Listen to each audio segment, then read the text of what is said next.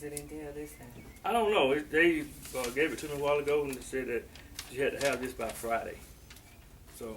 I had to have it by Friday. Yes, ma'am. To be served? Yes, ma'am. So I don't know what it is.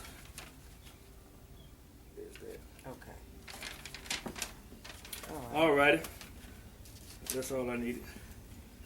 All right. Well, you have a good afternoon. All right. Madam Mayor, right. Madam Mayor, would you express what it is? Read it to us, please. Okay. All right, Joe, take care. Okay, ma'am. And happy marriage. Thank you.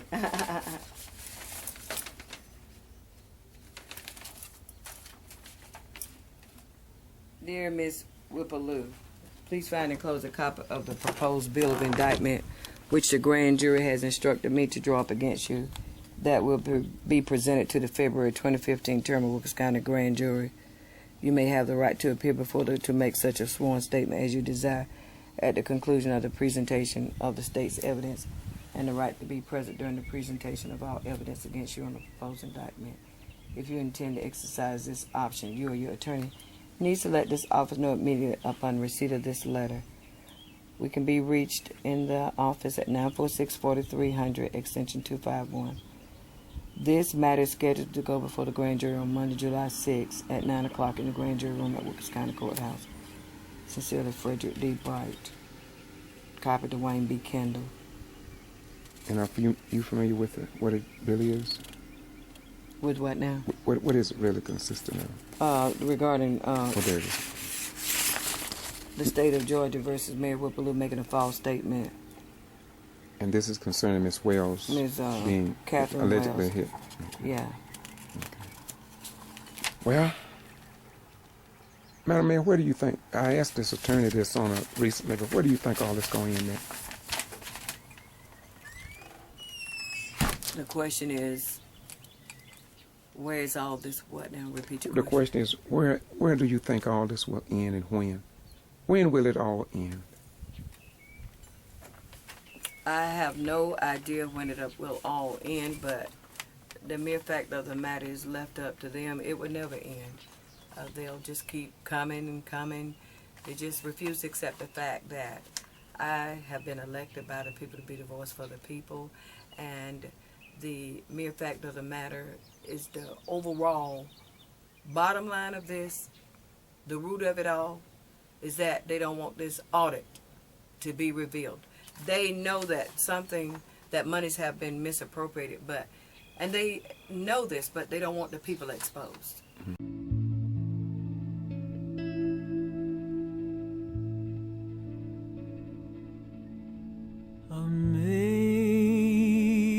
Amazing grace, how sweet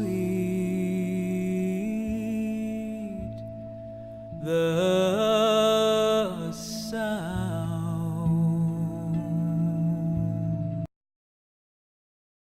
Our next item of the next individual on the list is Mr. George Ryan.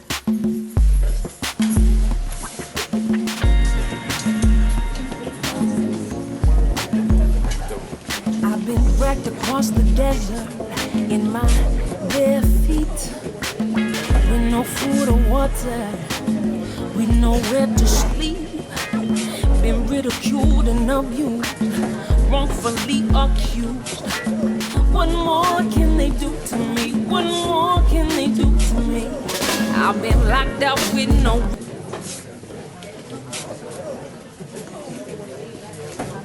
First of all, I want to say that for the majority of the night, first of all, my name is George Boston. I am the Ghetto Free Press.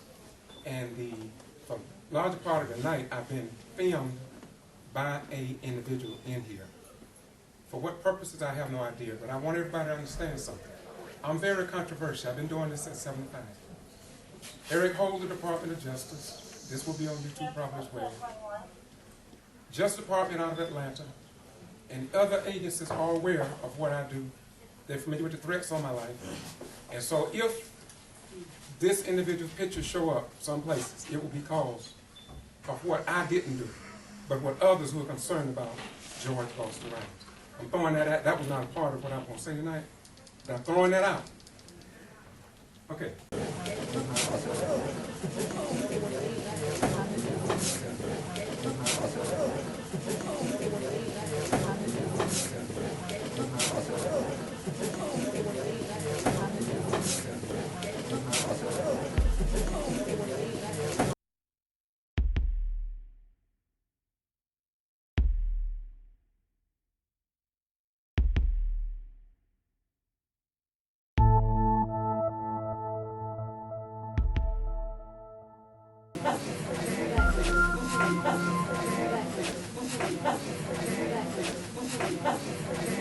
Something to me when I've done nothing to him. This is the second time this has occurred. Now this, I think this is, no, I didn't.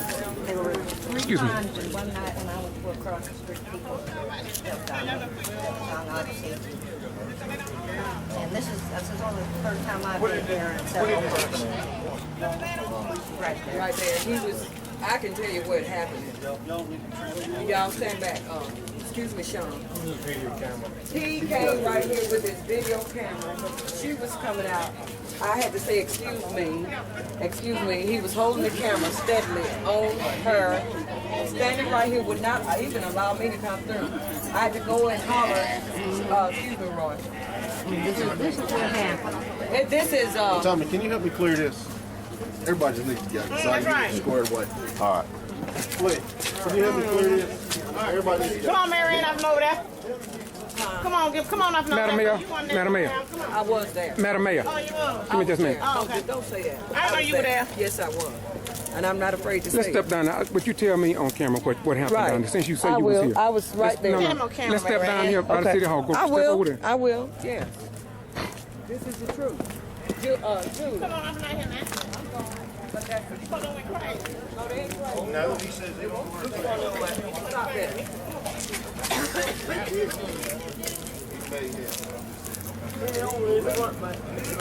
Madam Mayor, would you tell me what you saw?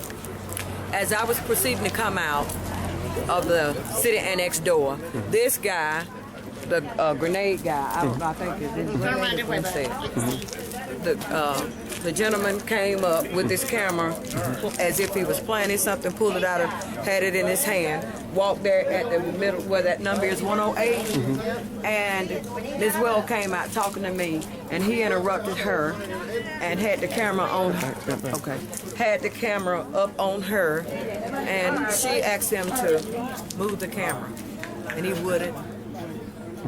And as I asked him to excuse me to go in to get the sergeant to come out and take me so that I could leave, to escort me out, I had to say 2 or 3 times, excuse me. And so it went from there. Okay. Well, did you voluntarily try to explain what happened, or will you provide a statement to the I police will. since you say you was there? Yes, I will. Okay. No problem. Why don't you go and get on record with the chief of police and tell him that you saw and that you would like to make a statement, if Yes. not tonight, some other time? Yes. Okay. Thank you very much, ma'am. Once again, Where's the chief? this is the Ghetto Free Press. We just want the truth. That's all. Our next item of the next individual on the list is Mr. George Ryan.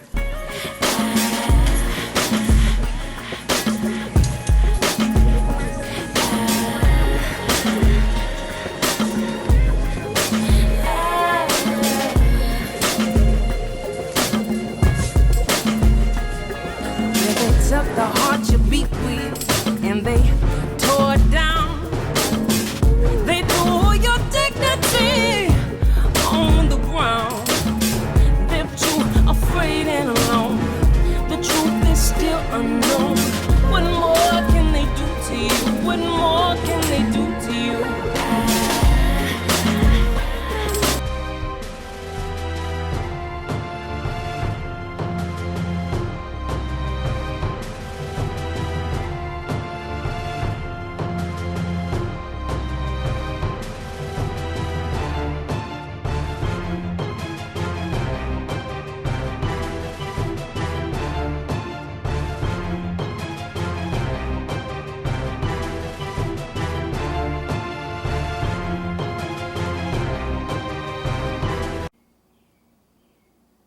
This is the Ghetto Free Press, and I'm George Boston Rhymes. As you know, the Honorable Historic Mayor, Mayor Ann Whipple-Lue's husband, Whipple-Lue, is in the hospital. He had a stroke while dealing with the same problem of the monies and $1.5 million that the late finance chair, Terry Reese, says is in question in a dark cloud or a white cloud remains over the city of Gordon, Wilkinson County, in the state of Georgia concerning the forensic audit that was requested by this man's wife, Mary Ann Whipple-Lue. This is a copy of the June 4th, 2015 Wilkinson County Post by Judy Bailey and executive editor DuBose Porter. It is indeed obvious that this article relates more to the EEOC complaint, Joseph Boone, Attorney Green, since the largest picture on the front page is about them and not the mayor's husband, Whipple-Lue. And so, when you read this article, you will see more in this paper about a bogus EEOC complaint by Judy Bailey. I do not want anyone to misunderstand my words nor accept my words as facts. All I ask the good people of America and around the world to do is to Google Boston G.B.R. and Boston G.B.R. 2, 10 Minutes of Truth for You. And you will see that this is a conspiracy, possibly at the highest levels of state government, to control, suppress, and remove Black Americans from office by any means necessary, as Malcolm X stated in the 60s. Now, this is a quick review of what was published in the Wilkinson County Post on June 4th, 2015. Yes, I am in town because I was called here over 14 months ago, as I was called in 10 other cities, and I have documented for anybody of average intelligence to see that it is indeed, let me repeat, that it is indeed a conspiracy against Black Americans not to get elected to office, and then after they get into office, to be removed by any means necessary, if necessary, even by actions and movements by the state of Georgia with the Honorable Republican Governor Nathan Deal, as he removed members from the Brooks County Board of Education for nothing. It's nothing. The state of Georgia brought 12 outstanding citizens up on charges for voter fraud with 119 violations. Let me repeat, 119 violations, allegedly. However, they found that law enforcement as well as members of the Secretary of State's office lied on the stand. They lied on the stand. And of course, all 119 charges was dropped. These 12 outstanding people was exonerated of all charges after 4 years. 4 years, their lives had been put on hold by a bogus report coming from leaders in government and law enforcement to destroy them. And the Democratic Party in the state of Georgia never embraced the Quitman 10+2 during this saga and during Ms. Lula Smart's 19-day court case. Not a single newspaper was in the courtroom, not a single television station, not a single radio station. It was as if those in the cliques and among the slicks felt that they was in total control. But the God of our ancestors and the spirit of our ancestors brought it home. And by a jury of 12, they cleared Miss Lula Smart. And that trial was a disgrace. It was a disgrace to the Southern Judiciary. It was a disgrace to the Georgia Bar Association. It was a disgrace to the United States Justice Department under Eric Holder. And so somebody in this country must live up to the real creed of this nation. Or I don't see any need of a black person saying, I pledge allegiance to the flag of the United States of America and to the republic for which it stands, one nation, under God, indivisible with liberty and justice, just for those in the cliques and among the slicks. Mr. Lue, we sorry that happened to you, but 35, the number 35 as recorded in the book of Psalms, Psalms 35, will reside and prove. I know you was concerned about your wife. You was very concerned about her. And there will be more, Mr. Lue. We're going to be by your side. We love you. And we're going to continue to let the whole world know that Georgia is not a state of a free press. No Atlanta Journal-Constitution, no CNN, nobody seemed to care about these black elected officials in the state of Georgia. But the ghetto free press is going to be here because I believe in this nation and I believe in the good people of America. And I believe that we need a new Democratic chair of the Democratic Party. I do believe that DuBose Porter, from what has been published in this newspaper, he can no longer represent the Democratic Party in good faith if he can allow this Sega and conspiracy to try and destroy a Democrat. It just don't make sense. Follow the money, and FDIC may need to come in as well. From what the late Terry Reese told me, yes, he showed me paperwork. And now we're at the point that FDIC needs to come in and review all banking accounts in relationship with Gordon, Georgia.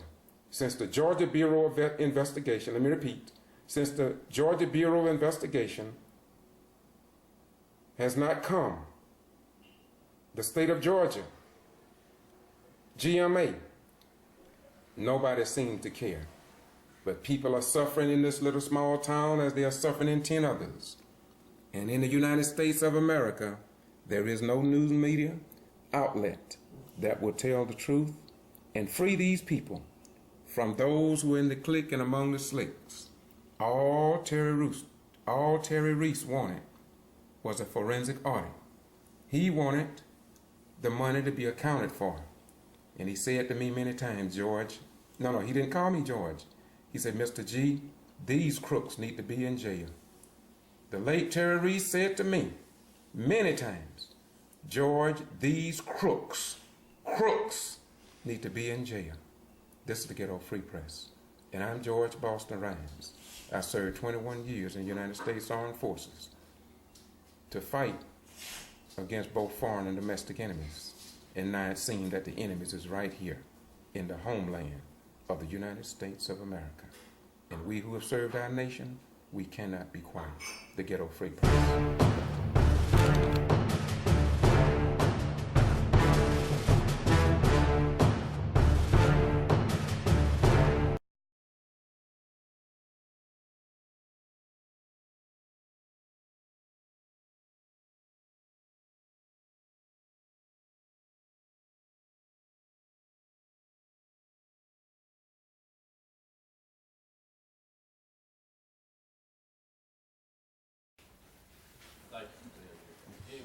Anyone else? Yes, ma'am.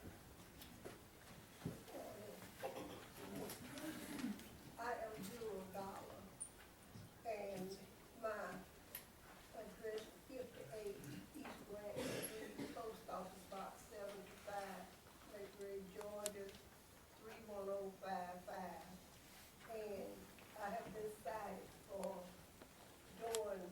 having possession of absentee ballot. The persons that were mentioned were Yvonne Stustier, who is blind,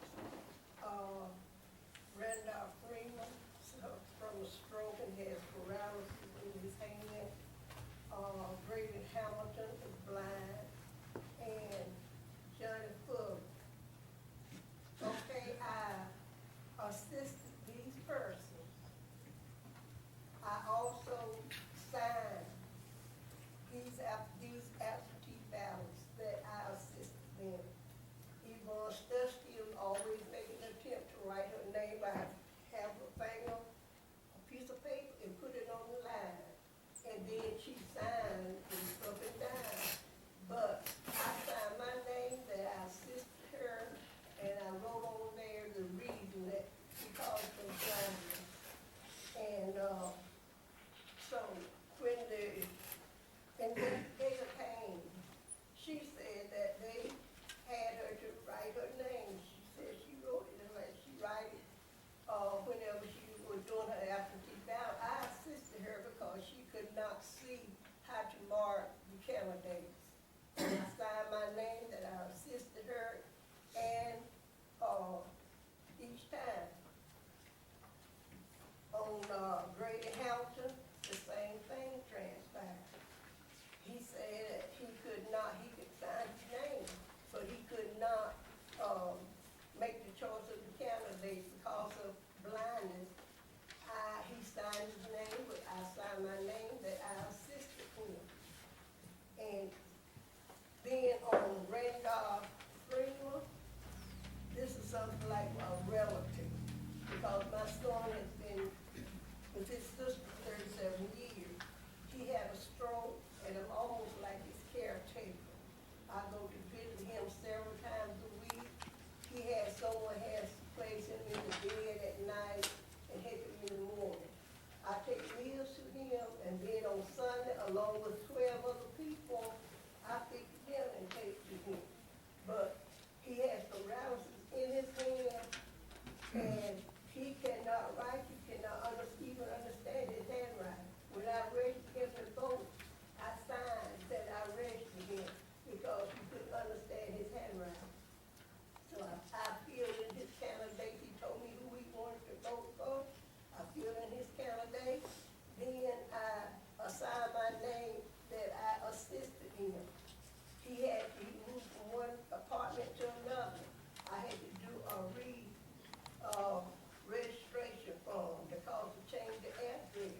I signed my name that I assisted him with that because he had a stroke and he could not write. On Johnny Fuller, he lived next door to Arthur Randolph. And Johnny Fuller, he asked me to watch him to see if he was filling the back of his absentee ballot out correctly.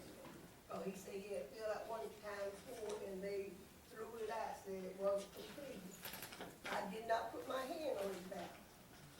The other three, I had to put my hand on them because I had to do the ballots for him. But for Johnny Fuller, he filled it out himself. I watched him while he signed it. And all of these persons, I left the ballots with them once they were completed. So Yvonne Stuskey, I think her daughter came in one or two times, but she told me to check on her mother because she was moving away and she could not do her own ballot. And she wished that I would assist her mother. So I left the ballot in their possession, and whoever mailed them, I do not know. But I think Arthur said his sister that my son put his in the mail. And Johnny Fuller, so I had to have them in my possession, those three, because I had to assist those persons. But for Johnny Fuller, I did not touch his ballot.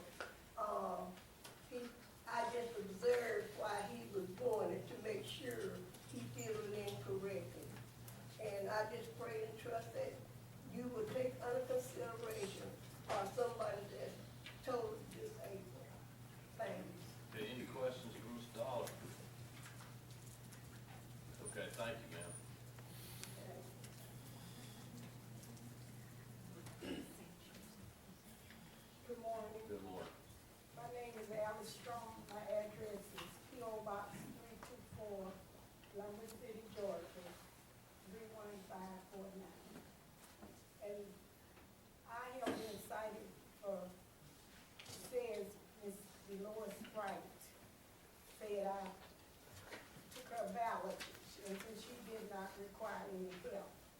But she did require help, and I have a letter from her son stating that she required help because she had had a stroke.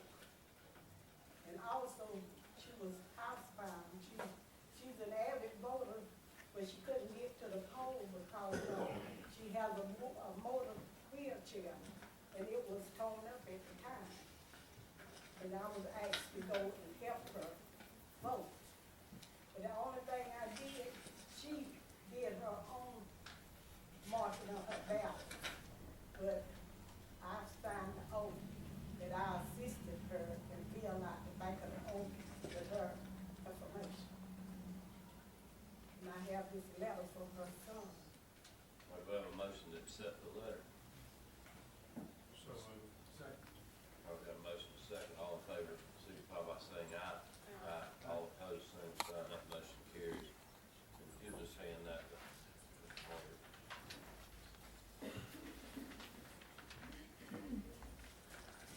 Thank you, ma'am. Just let us see that letter.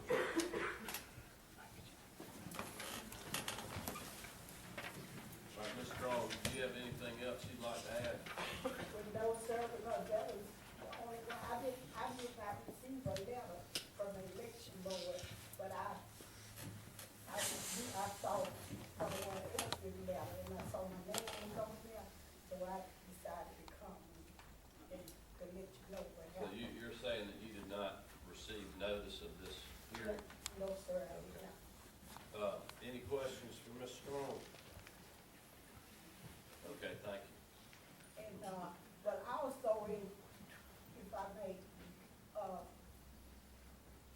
it's in 2012, this election was, the investigator, Ms. Pam Jones, came by my house one day, and, but I wasn't at home. My girlfriend told her I was at work, but she never contacted me, and she also sent me a letter and asked me to call her, and I called her several times, but I never got her, and I left messages on her voice. She never contacted me. Okay.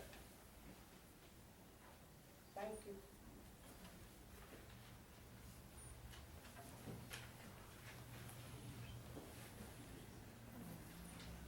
All right, anyone else?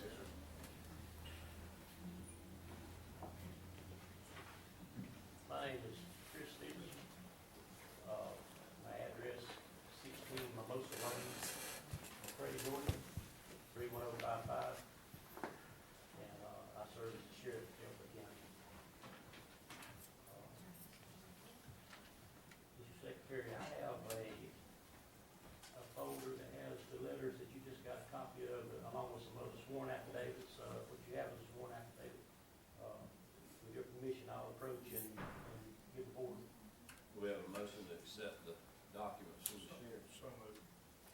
Got a motion to second. All in favor signify by saying aye. Aye. All opposed, same sign. That motion carries.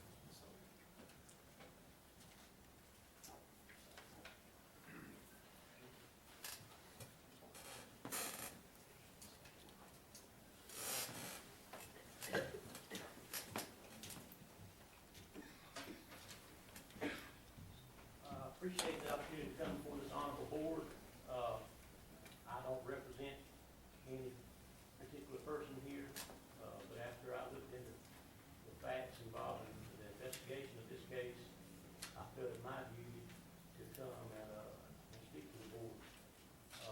I don't represent a certain individual, but I do represent law and order in my county and executing it fairly on the citizens of my county. Due to the time constraints, I had written a letter to the board, but with such little notice, we didn't get it off. So with your permission, I'd like to go over my letter and just point out some facts in case you have some exhibits attached to your folders. I hope you'll follow along and stop me at any point that I can answer a question.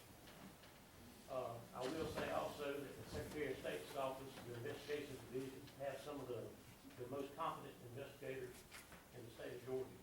I know this because I was one of the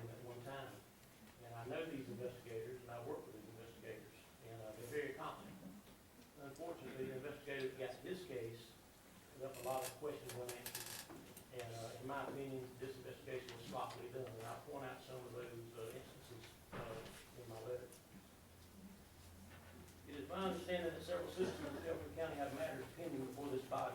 I would like to take this opportunity to address the board concerning my firsthand knowledge of the fine ethic and good character of many of the individuals named in this report, as well as the obvious investigative deficiencies evidenced throughout this case. Firstly, the complaint originated from an individual well known to my office. As a matter of fact, your complainant, John Dobson, is currently being investigated by the G.B.R. for recklessly and repeatedly pointing a pistol to the head of a local senior citizen while threatening the gentleman's life, only because he agreed with Dobson's outlandish and slanderous rants. Closest family circle. Sworn affidavits reveal a sloppy or non-existent investigation aimed only at smearing my family. See attachment number 1, pages 4, 5, 6, and 7, which are sworn affidavits that counter the allegations made against these individuals. I've been a criminal investigator for well over 20 years. I've investigated every crime from shoplifting as a local agency police detective, election fraud as a member of the Secretary of State's investigative division, to war crimes as a criminal investigator working overseas for the United Nations. In every case I've ever investigated, all witnesses and all of those accused were interviewed whenever possible. An investigator should never submit to a prosecutor, or in this case, to this board, an investigative report that reflects solely the uncorroborated allegations of the initial complainant. This is not the former Soviet Union, and this is not Saudi Arabia. The agent assigned to this case had 3 years to interview all the parties related to this case. I was told the agent claimed she couldn't find them.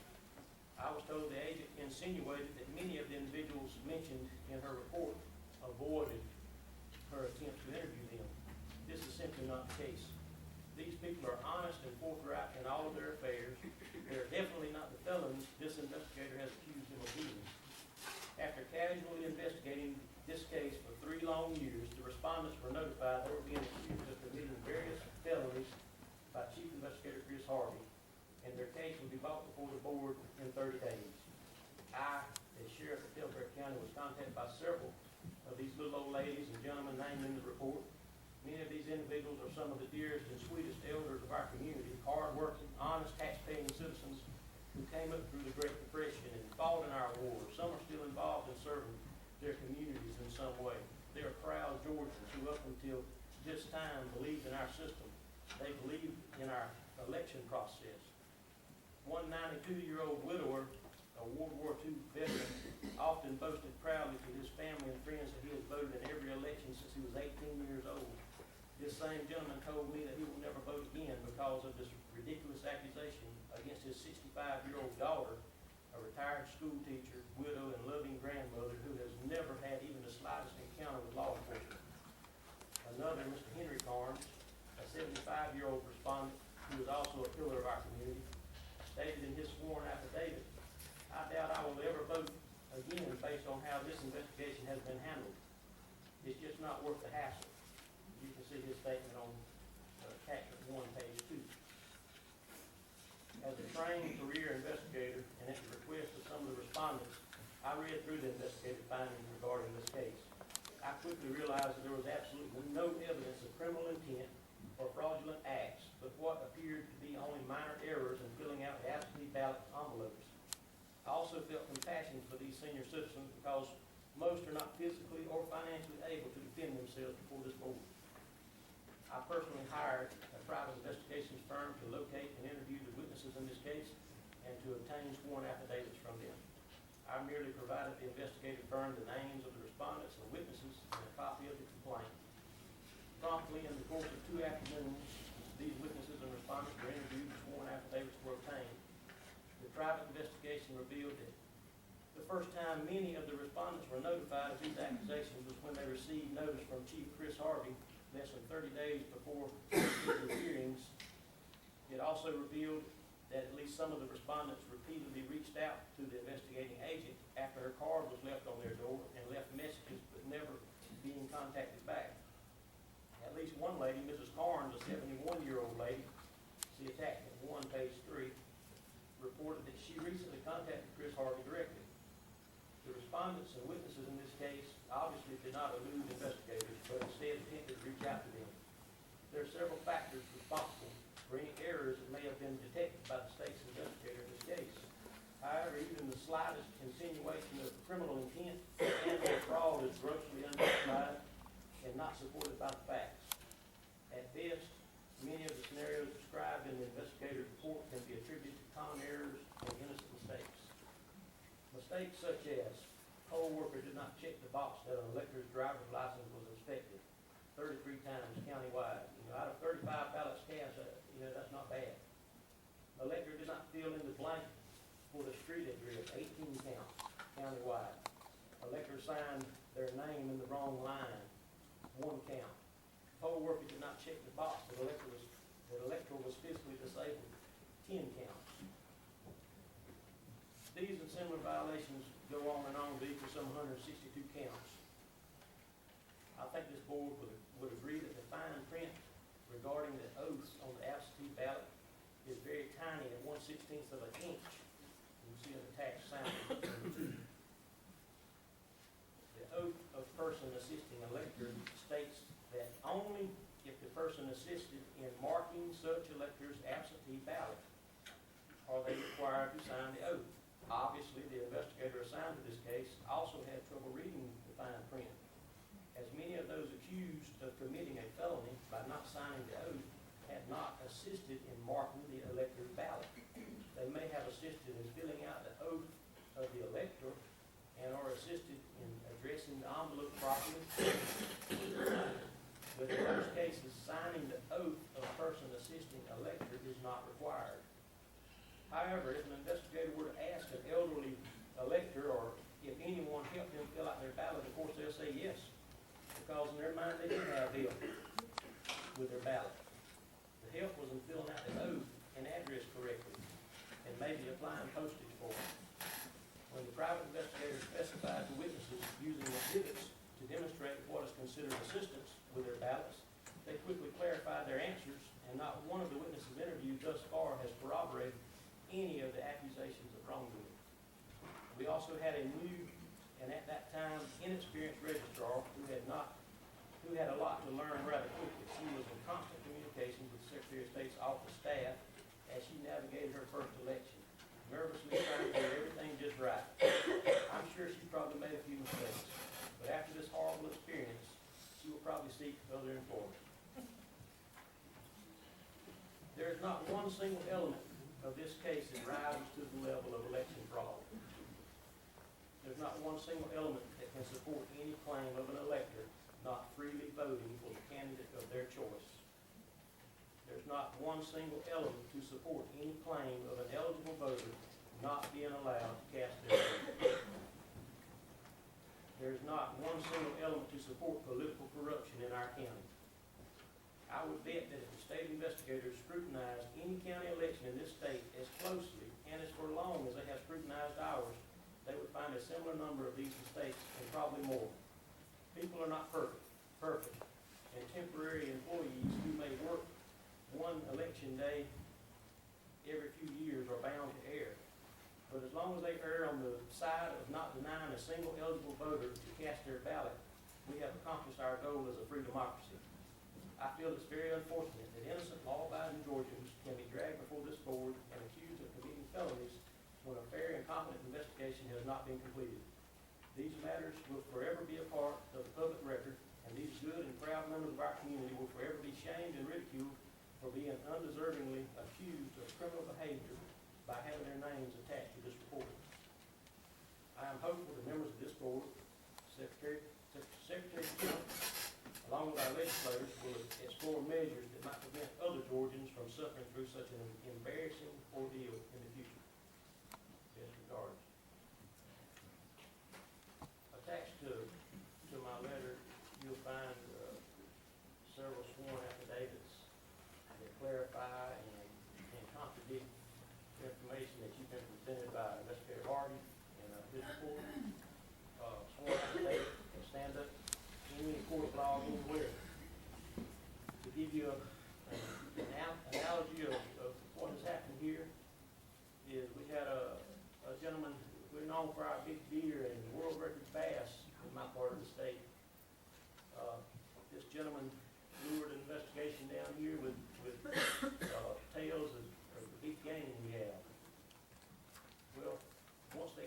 looking for that big game. They didn't find any because the guy was a fraudster. So before going back with an empty sack, they stopped off and bought a few packs of bologna. And that's what you have here is bologna. You can't make big game stew off bologna. I appreciate you all giving me the time to address you. It's upsetting to me. We've had so many negative issues surrounding our county historically. We've got new people in office. We're trying to change things because our economic plight is so bad. We don't have much industry. And we'll take the rap for what we do. And we'll punish those that have violated the law. But in this case, I'm telling you, there's nothing here. This was a fish expedition. When the complaints didn't pan out initially, for whatever reason, they decided to dig until they could find something. All you've got here is a few mistakes. And if you've ever been involved with filling out one of these absentee ballots, I'm sure you've made a mistake too.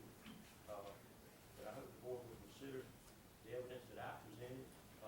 This case has not been adequately investigated. Witnesses have not been adequately interviewed. This case was thrown together. It was sloppily done. And innocent Georgians have been dragged through the mud by being attached to this report as a result of that. And I think that should never happen to any Georgian or anyone in this nation as part of that case. I appreciate your time, and any questions you may have of me, I'm glad to try to answer. Any questions for the sheriff? No questions. Thank you, Sheriff. Anyone else wishing to speak? Yes, ma'am.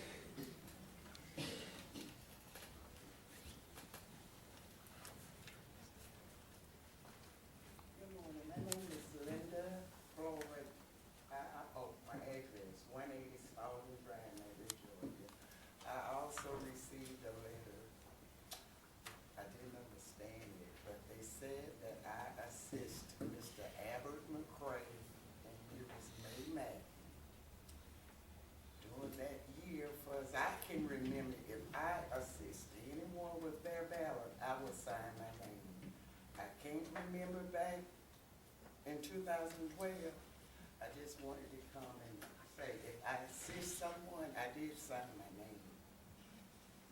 Thank you. Okay, any questions for Ms. Floyd? All right, thank you for being here. Anyone else? All right, Mr. Harley. Hurts me. My county commissioners, Mr. S.O. Jones, Mr. Joe Wingate, and Mr. Howard Lawson find nothing wrong with this. They find nothing wrong with this. How much can one community endure to have the right to have our votes cast and counted for who we want to represent us?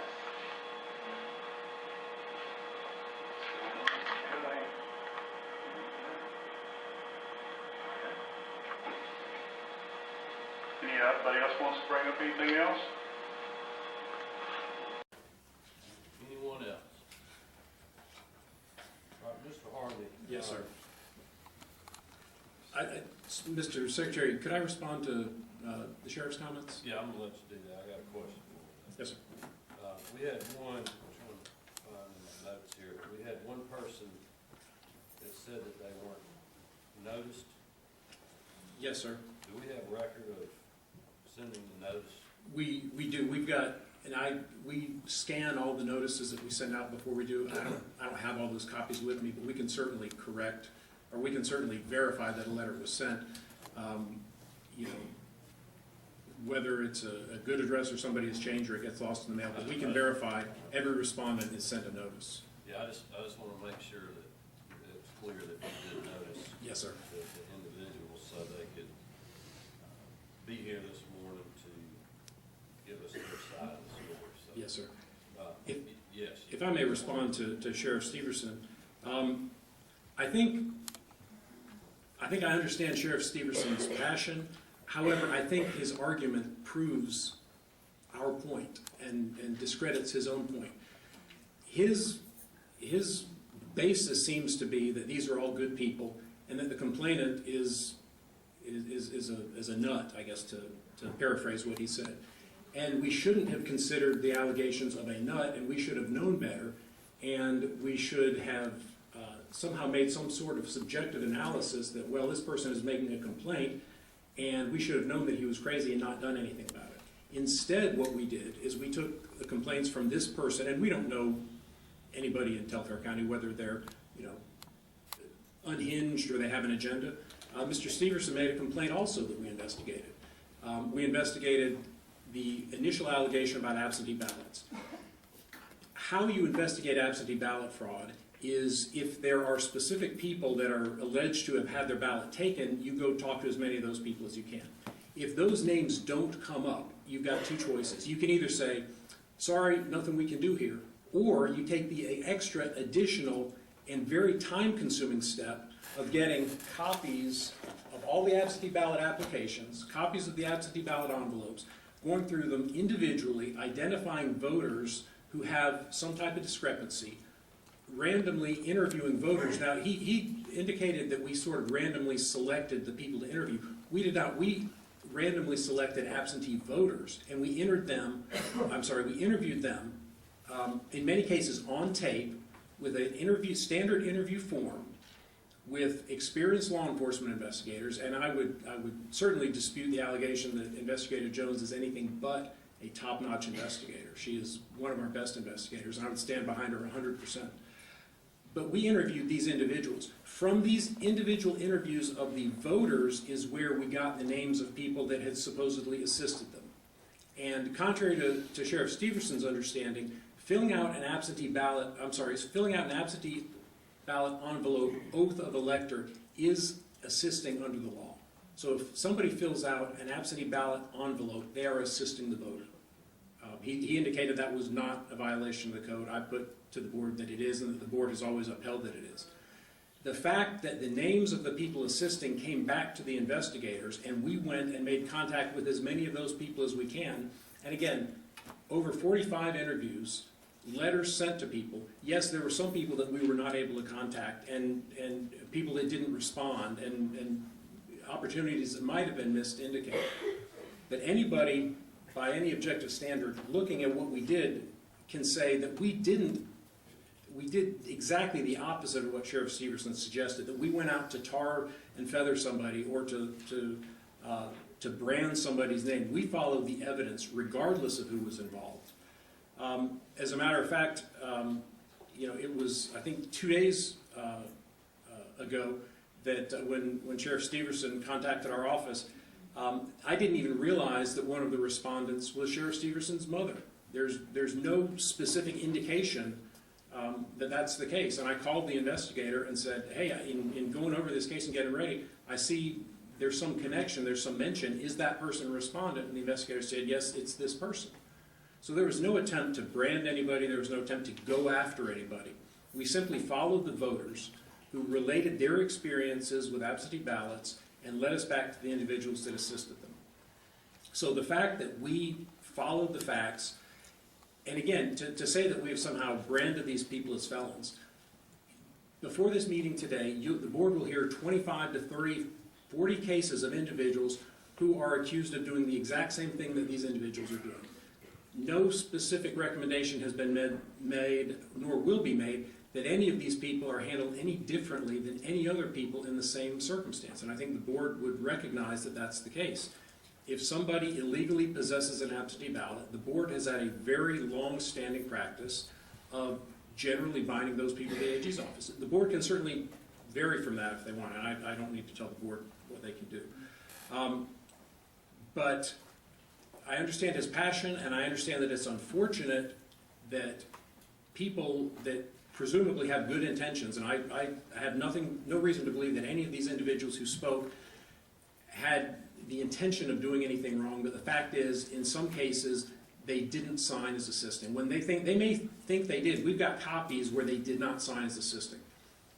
We're I'm completely confident in submitting this to the board and the board taking action on it. And if the board decides to send it to the AG's office will have sufficient evidence to take appropriate action for these violations. And again, just lastly to say, this shows there is no consideration of who the respondents are. We follow allegations and we follow violations, and when we find a violation, we make a citation.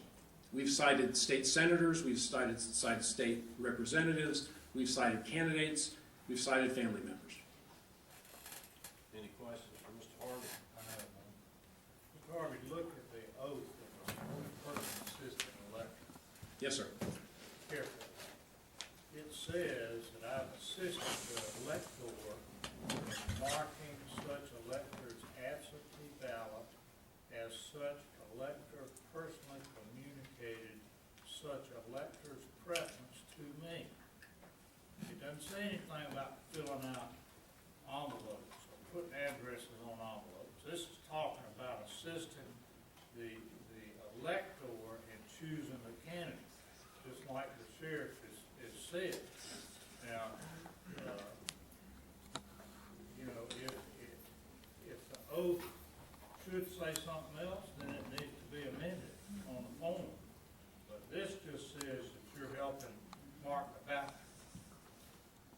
And we've heard, and I don't know that your investigator went that far in her investigation to determine whether the assistance was marking a ballot or just filling out an envelope or putting a return address on it or something like that. And I think it makes all the difference in the world. Well, sir, respectfully, under 21.2-2 definitions, ballot, and I'm reading from the code, ballot means official ballot or paper ballot and shall include the instrument, whether paper, mechanical, or electronic, by which the elector casts his or her vote. Right, but you're not reading what the oath says.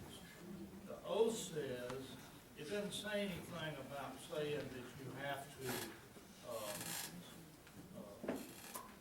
this oath doesn't say that I help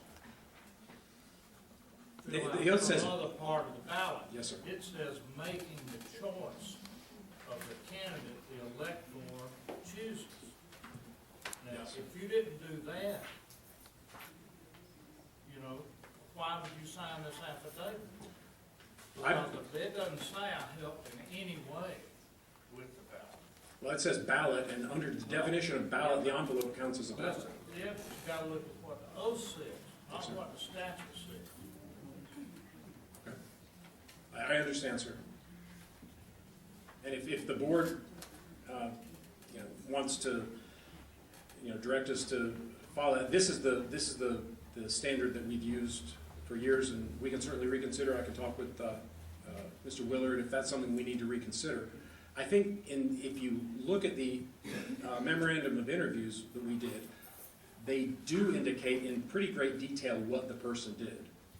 The person, and you don't have that, but I'm talking in these files when we do interviews, we do a question and answer form, and then it's summarized by the investigator. In some cases, it's audio recorded, and the investigators do go into specific detail about what was done. And in many cases, it was just that. It was that the assister marked the ballot envelope. And if the board doesn't believe that that's a violation, we can certainly adopt that. But it's been the standard practice that is considered assisting with an absentee ballot. Regardless of what the standard practice is, looks like to me we need to go with the language of the oath rather than some standard practice. Particularly when some of these affidavits says, my daughter-in-law only filled out the mailing envelope in order to mail my absentee ballot.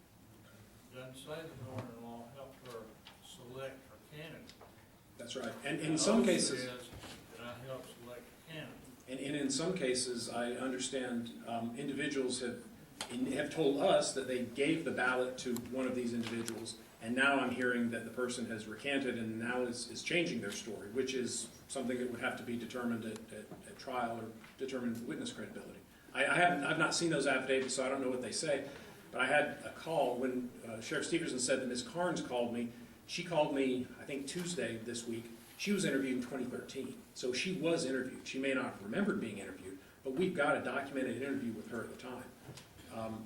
Like I said, we've got 3 accordion folders full of interviews and evidence and documents that have gone through to come up with these. And again, that's been one of our applications of assisting with absentee ballots, and if that's incorrect or improper, we'll make changes immediately. But and I would argue, I guess, or I would submit that Mr. Willard could determine whether or not, if the board wanted to send it over, whether or not that's something that he could proceed on.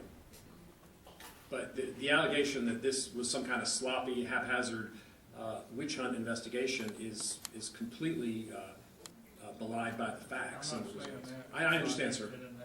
All I'm saying is look at oath, look at what oath says to determine whether or not there's a violation of the law. I understand. That's all I'm saying. Yes, sir. All right. Any other questions for Mr. Harvey? Ms. Jones, I'd like to ask you a couple of questions, if you don't mind.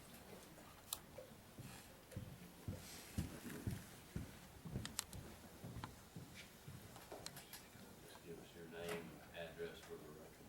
Pam Jones, investigator for Secretary of State's Office, 237 Coliseum Drive, Macon, Georgia, 312. I had a few questions I wanted to ask you. How long have you been an investigator for the Secretary of State's Office? 6 years. 6 years. Do you believe that when you were doing this investigation, you were one-sided in it? No. Do you believe that you randomly selected the individuals that you talked to or interviewed in this process? Yes. And why would you do that? To get an adequate sampling of the alleged violation. So that not to take too many people from one district. I went through the stack of applications or ballots, and like every 5th person pulled the application to review. And until I could get the number that I needed. So when I say randomly selected, it wasn't like you just went down there and picked the people that you thought you should talk No. to. You had a process on how you would do the investigation. Yes, That we would give- decided that 20% would be an adequate review. In discussing with our supervisor and Mr. Harvey, we decided 20% would be sufficient number.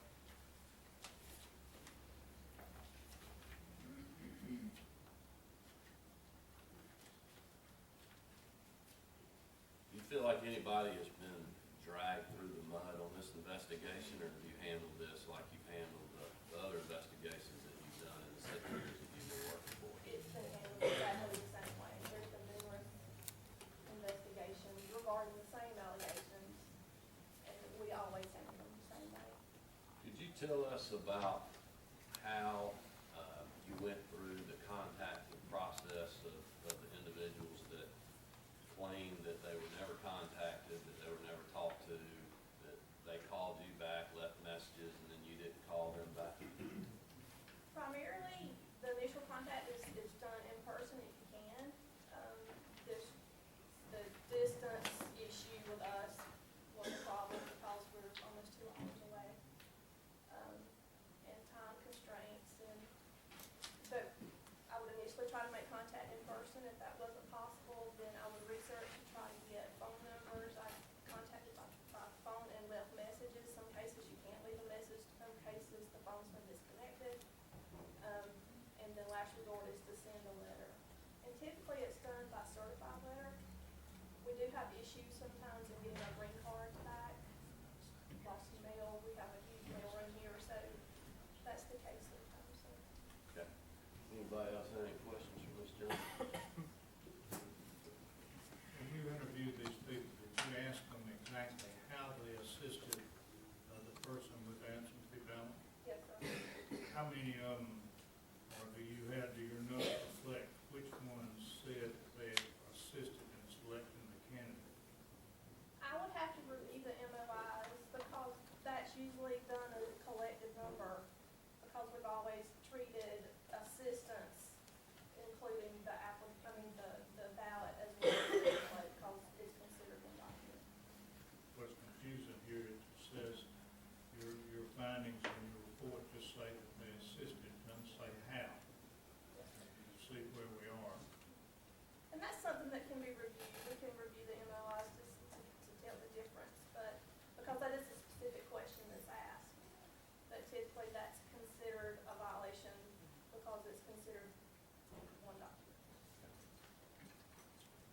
the MOIs, not to interrupt, but the MOIs do generally indicate if the person assisted, they helped me choose the candidate. In some cases, I believe Ms. Studdard was blind, and she said that, I think it was Ms. Dahl or whoever assisted her, she told her who to assist. And so it indicates in the MOI that Ms. Dollar marked the ballot for me and then showed me what assignment there. So if you look at each individual interview, it generally indicates to what extent they assisted. Thank you. All right, anyone else wishing to speak that hasn't spoken? All right. Sheriff, do you have something you wanted to add? I'll just add that in the report that you all have, it says basically that the complainant's allegations could not be corroborated. At that point, I don't understand why they went on such a fishing expedition when they brought us all here today with a bunch of errors on the voting process. And also, if one does not understand the law or the rules for the absentee ballots themselves, I don't understand how they could be expected to investigate it and bring these good people before this board. As I'll stand by that this investigation was done sloppily. This investigator has no criminal investigations experience besides her experience since being hired with this board. And there's a lot more that could have been done. And you all must agree with me that the verbiage on the absentee ballot part of the oath is very confusing. And you'll have hearings from now until the end of time to cover everybody that makes mistakes on those. These people try to do the right thing. They're not criminals. They don't have criminal records. They don't have criminal histories. And it's unfortunate that they're here today. Thank you, Sheriff. I would just say that these technical errors on voting and forms and procedures, we have laws, rules, and training for a reason. And we've had cases before where we've had people that didn't do those things properly, which calls into question those ballots and those votes. And I know the sheriff and I would both agree as elected officials that if the election doesn't go the right way, we can have elections contested over such matters. So I would disagree with allowing small details to slide in the elections process, because it can create some big problems down the road. Just hold on one second, ma'am. Mr. Chairman, I may not should interject this because I don't know anything about the absentee ballot situation. My client's not involved in that. But I just feel like I need to get this out there when Ms. Jones stands up here and says that she contacted everyone or attempted to. The former election superintendent, who was the election superintendent at the time, was not contacted, and she's been living at the same address in Helena and has the same phone number for 30 years. Just want to get that out. Yes, ma'am. I'm viewing Ms. Dollar, you got to come on back up here to the microphone for me. I'm viewing dollars, and I want to find out if it's proper for the investigator to harass and intimidate relatives that are deceased by the absentee ballot. Well, ma'am, I think if you have a complaint about somebody harassing or anything like that. Investigate, what I need to write to the Yes, ma'am. Secretary of State. Yes. Okay, thanks. All right, anyone else? Okay. Ms. Harvey, do you have anything else you want to add? No, sir. I think. Let me ask you this, on the more serious potential allegations, do you feel like it would be beneficial for us to table those parts of the case where you could pull out and look at, the investigative documents and give the board some more detail in the future on those? Well, I don't know that that would necessarily be helpful. My thought is with the allegations that have been cited are pretty clear, and if it's determined that those are not good citations, then I think the easiest way to go forward would be for Mr. Willard to evaluate each of them and then close cases or just misrespond as necessary. Sheriff Stevenson said that there is there is no real fraud going on down there, and frankly, we didn't find evidence of real fraud down there, and I don't dispute that with him as far as our evidence goes. But as you said, little things matter in elections, and details are important. And I don't know that there's going to be any more detail that we could gather. I think maybe a better use would be for to us, maybe in consultation with Mr. Willard, if you bind it over, is to determine how far this assistance gets pressed, or clarify that, so that we can look at each case, because in some cases people did say that this person marked their ballot for them. In other cases, as Judge Simpson said, they admitted addressing the envelope. And I think if we use this case as a marker to maybe clarify those standards, that may be more beneficial than us just going back, because essentially what we would do would be go back to pull out the MOIs and say specifically, okay, this person did this, and all that information is already in here. So I don't think there's anything else we can do. Well, I guess my question was if you thought the board would benefit from seeing any of that in light of everything that's going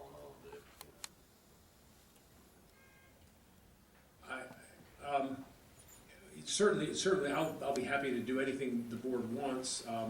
I think by way of resolving it, again, if Mr. Willard were to go through and say, hey, this person, based on this level of assistance, does not constitute a violation, that will be sort of a marker, so the board will see, because of course the board will have to agree with that when Mr. Willard brings it back to say, hey, we're dismissing this case against Joe Smith because all they did was address the envelope, and that's not a violation. And I think that'll distill this back out. So we've got approximately 10 respondents on various charges of assisting and possessing, and I think when he brings it back to you at some point in the future, you can say, okay, I'm recommending you dismiss these 3 people because the only thing they did was address the envelope. Do you have any response to Judge Johnson not being contacted? I don't, except that I know we contacted contacted 4 out of the 5 poll workers at the precinct where there was an allegation. I don't have a response to that, and that would not be something that would normally be an omission that we would make. The only other thing I would say, I guess, is that the absentee ballot issue is handled by the registrar, so I think that was more of our focus. But in hindsight, talking to the election superintendent regarding the voter certificates would have been would always be advisable. Anybody else have any questions? Mr. Chairman, I had a position and then possibly some questions. I tend to agree with Mr. Harvey that there's enough evidence here that's been raised, even though there's affidavits that have been presented in opposition to it. It seems to me that the most efficient way to deal with this case would be to bind a lot of it over and have Mr. Willard look at these affidavits and the other information that the investigators have brought forward.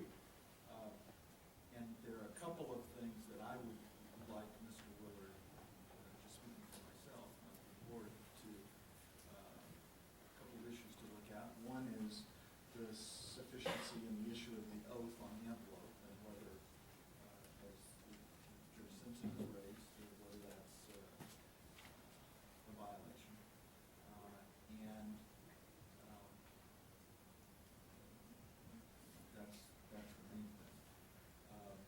And then also the interrelationship, which I'm having a little problem with, between assisting an elector and then possessing the ballot. It seems that there are some of these people who've been charged, or who may have properly assisted an elector, but then were charged with improperly possessing the ballot. And I'm having a little trouble understanding that. In every case where somebody is cited for possessing a ballot, the voter has told us that person who assisted them took the ballot with them. So that nobody is cited for possessing, for merely touching the ballot while assisting. So anybody who's cited as possessing is alleged to have taken the ballot in their possession away from the voter. Well, I would like Mr. Willard to look at the issue of how that really works as a practical matter, and is that really what the statute intends as a violation for somebody who's allowed to assist, but then can't walk the ballot to the person that they're assisting's mailbox, which seems to be I understand. an issue. So that's generally the position I would take.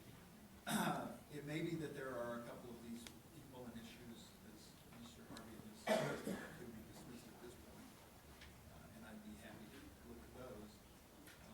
But generally speaking, I'd vote to bind it over, and I was also particularly disturbed with what appeared to me the large number of voter certificates that went out.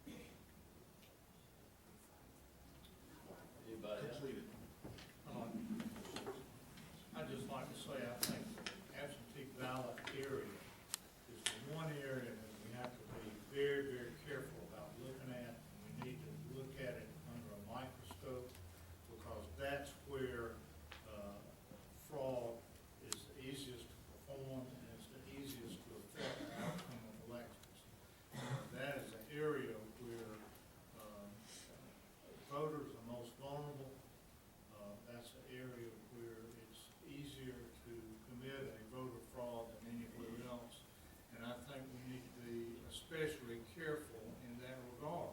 But I do think that we have a problem in this case about not knowing, based on what we've been provided today and what the sheriff has provided us, whether or not these people that assisted and didn't sign an oath are really in violation of the law or not.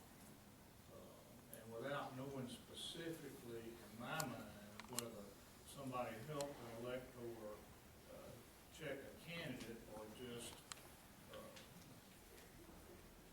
addressed an envelope, makes a world of difference. And secondly, I don't see how someone that is blind and homebound, the person assisting that person that takes the ballot with them to mail it, how's that person going to get the ballot back? How's the disabled person going to get the ballot back if you don't have that transmitted by the person assisting? And I wonder about that. And also, what bothers me is to make sure that every citizen gets the opportunity to vote, particularly those that are disabled and can't do it in a normal manner. And we need to be very open to making sure that the assistance they get and that they get the same protections that all the other voters get in casting their ballots. But under these circumstances, with regard to these assisting charges and things like that, I don't think I could vote to bind this case over based on this record. And the second thing is that with regard to the superintendent and the board of registrars, Roy Sawyer has done a good job in her response, and shows that the county has taken substantial remedial action already. And I wonder if this case, if that portion of the case is found over, I would encourage I'd encourage an attempt to come to a consensual resolution of that based on the mediation that the county has already taken. I think certainly. Mr. Willard, would you mind, or if you can, explaining, who can legally assist and who can legally handle the absentee ballot? Is that something you can? Well, I can point you to 21-2-385, Mr. Chairman.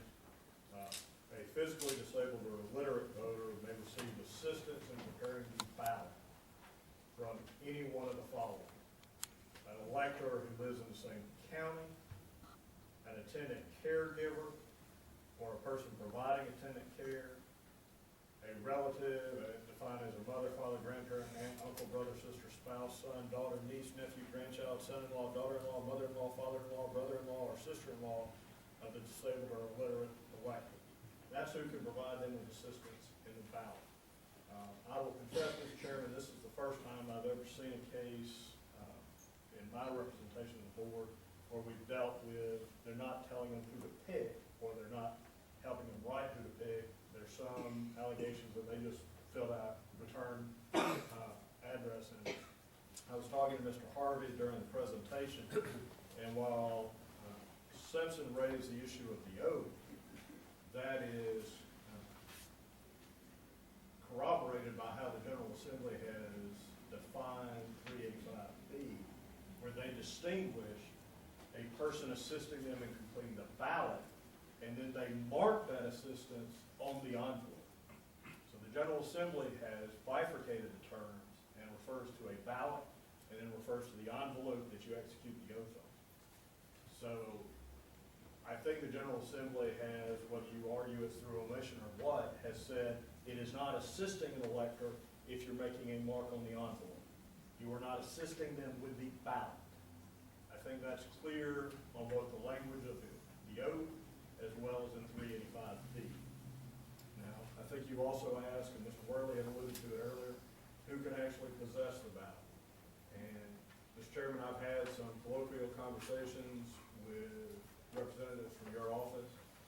We're going to be coming back to the board with a bundle, presumably at the next meeting, where we're going to be taking a position on that. But it's going to be premised on the use of the terms the General Assembly has elected to use. And they talk about that the elector must mail, and then they employ the disjunctive or, and then they employ the term personally delivered. The adverb personally does not modify or relate to mail. And I think that's critical when you look at the rules of statutory construction.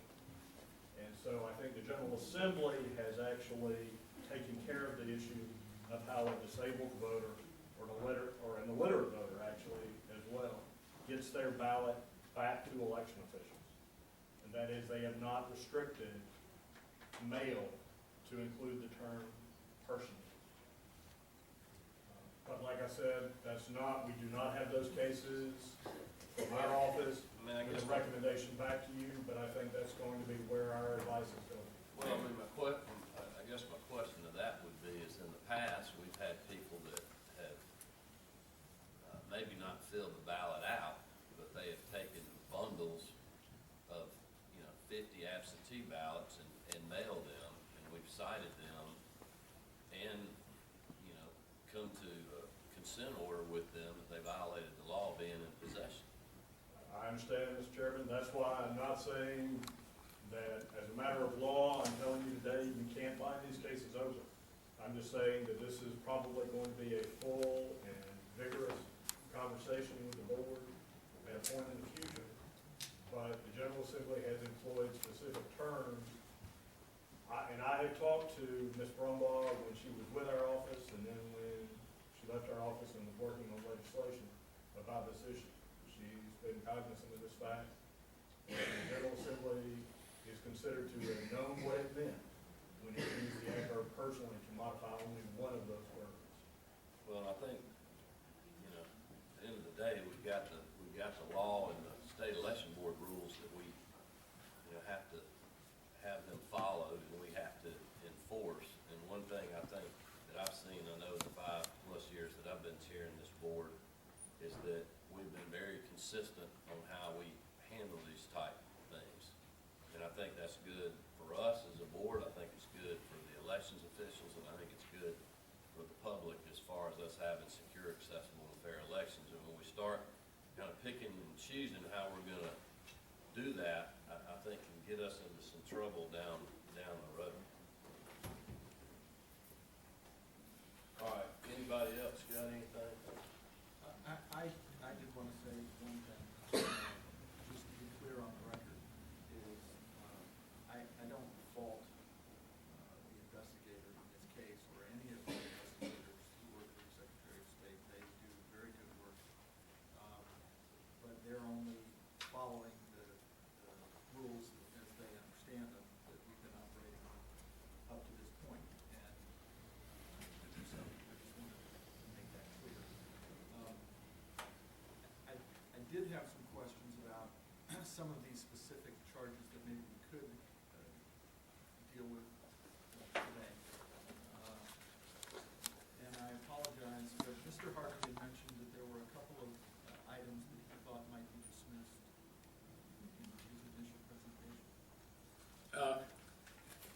There was, I recommended that for Inez Carnes and Martha Williams, they received letters of instruction for assisting without signing. They assisted their husbands, and I think. That's incorrect. Sir? That's not correct. Our evidence showed that they assisted their. 96-year-old All father. right, Sheriff, we're gonna stay orderly here. We're giving everybody an opportunity to speak, so. Who's their father, sir?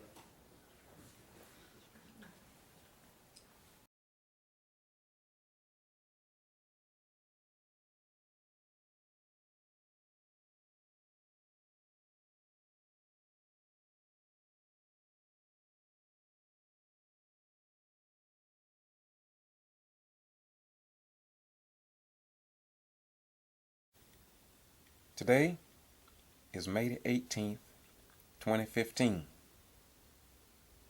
This is the Ghetto Free Press, and I'm George Boston Rhymes. Out of Americus, Georgia, Dr. Marshall's publication, The Observer,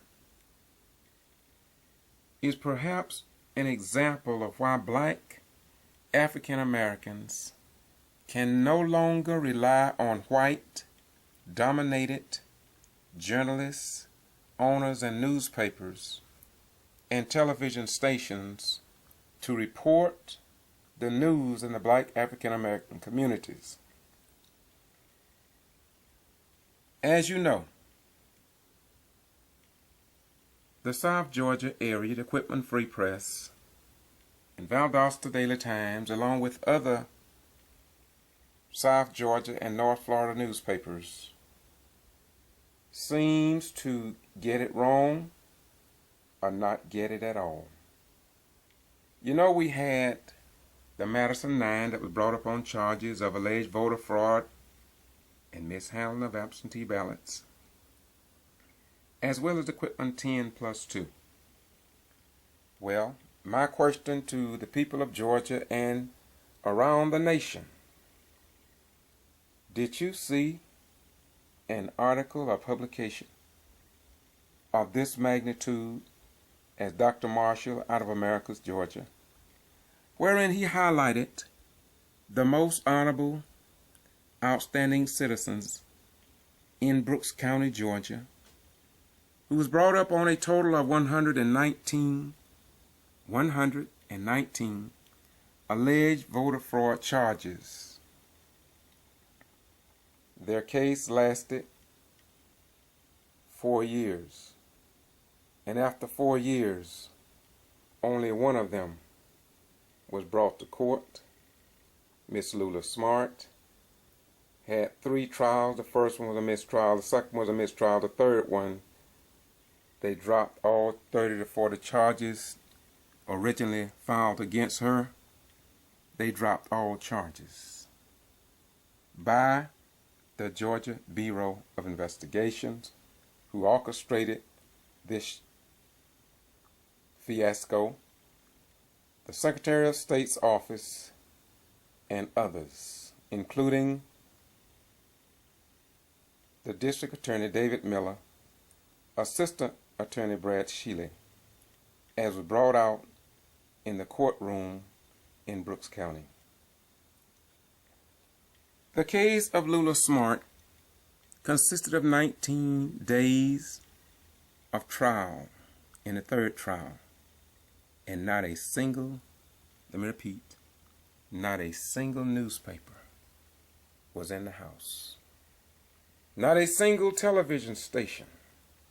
Although this was a very high-profile case, not even Eric Holder of the Justice Department gave any attention as far as Representative Tyrone Brooks and other civil rights leaders are concerned.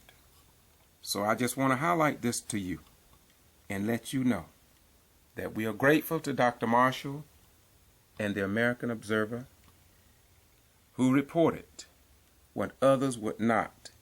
And that is a beautiful picture with high honors, because after all charges, all 119 charges brought up on these outstanding citizens by the state of Georgia was dropped. Dropped. One of these individuals, Latasha Head, had lupus and she died. She died. She's no longer with us. And so the question must be asked, did the state of Georgia add pressure on that young black outstanding citizens that may have contributed to her death? After all, you know what happens to lupus patients and stress. Well, I'm going to say it over and over again. The Democratic Party of the state of Georgia, nor nationally, they did not support.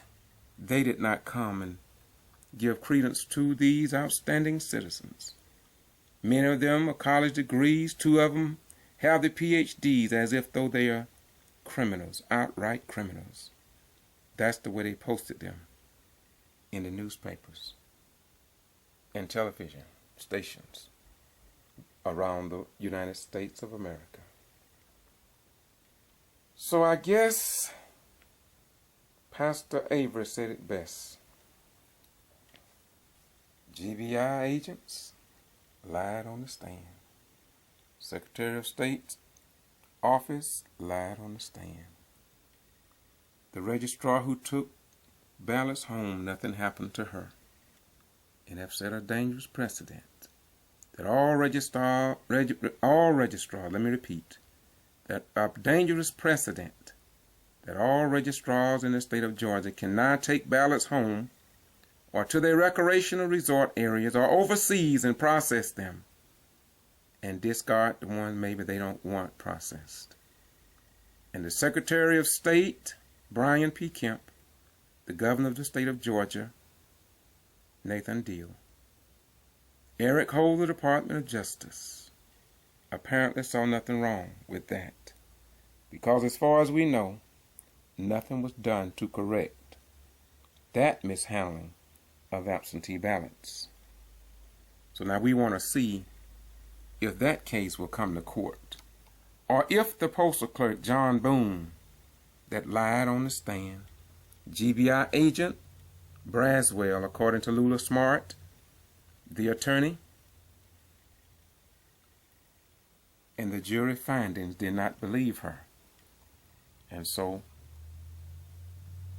we can only say to ourselves as black African American and white right people, why should our sons and daughters go fight in foreign wars for this nation if they cannot fight for what is right when it comes down to ensuring voting rights for the black African Americans, especially those who have put their life on the line in time of war in the United States Armed Forces. Quitman 10+2, we started out proud of you, and we remain extremely proud of you. And do you not know that that young lady right there, the one they vilified, yeah, she just got her PhD. Yeah. But nobody cares. There are those among us who are trying to turn the hand of the clock back to the Jim Crow laws. But I thank God for Galatians 6 and 7. For ye shall know the truth, and the truth shall set you free, in St. John. But Galatians 6 and 7 fixes it up and says, for God is not mocked, for whatsoever a man sow, that shall he also reap. Dr. Marshall, keep spreading your truth, my beautiful black brother. We are hoping that just maybe some white people will join you. I'm hoping that more black African Americans will support you. And I intend to continue doing what you're doing, and that's getting the truth out. So none of our people, including white people, will remain deaf, dumb, and blind to the times, unable to make intelligent decisions based on facts. because there are those who do not want you free. And Jesus said, and ye shall know the truth, and that the truth shall set and make you free. So regardless of how much you go to church, mosque, synagogue, or study the Vulgate, or the Holy Quran, or the Torah, you can never be set free until truth comes. And when truth comes into the minds of those that seek truth, then all falsehood must vanish, for falsehood is forever a vanishing thing. As a community, state, nation, and world, we are not who we claim to be, but who we prove ourselves to be over a given period of time. This is the voice of the American people and all people around the world of goodwill.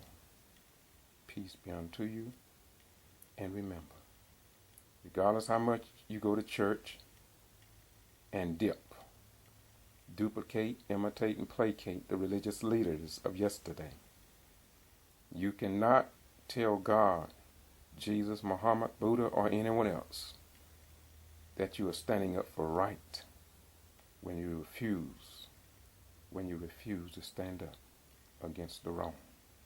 For you who cannot hear that well, I'll repeat it.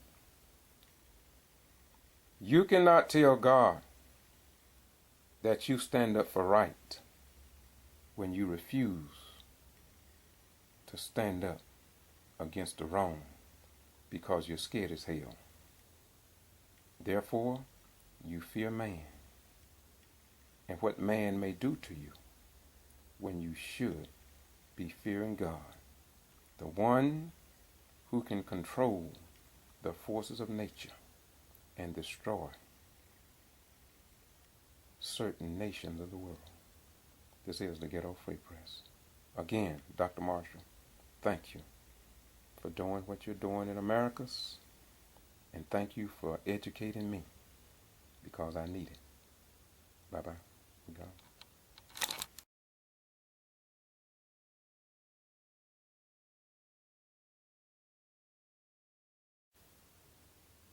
The Wilkinson County Post, May the 7th. A picture of Mayor Whipple-Lue on the front page. As Mayor testified before a grand jury along with others, and I was there when this incident occurred. You can go to my video and you can see a little bit of it.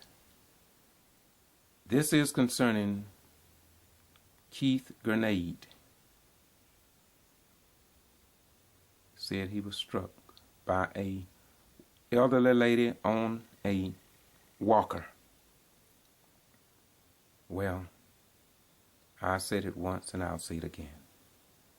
There are attempts to remove this mayor, Mayor Whipple-Lue, by any means necessary. While the state of Georgia, GMA, the Governor Nathan Deal, the Department of Justice, civil rights organizations, even local churches in Gordon refuse to stand up for what is right in God's world and what has been proven over and over again. That there is an apparent conspiracy to remove newly elected black mayors in the state of Georgia. When you read the Wilkinson County Post, you know it's bias. You know it's bias. Lester Maddox nor Governor Wallace have received as many publications and posts in any newspaper as Mayor Ann Whipple-Lue on the percentage-wise. She does not have an attorney to represent her. And perhaps the late finance chair, Terry Reese, said it best. I do not trust Attorney Boone, who is the city attorney that was put back in office by the Honorable Judge Robert S. Reese. Robert S. Reeves. Yes. And some people are even asking now about the friendship of this man. And why would you point your finger at your client at a public meeting in the state of Georgia? Is this what the Georgia Bar approve? Is this what the Georgia Bar approve?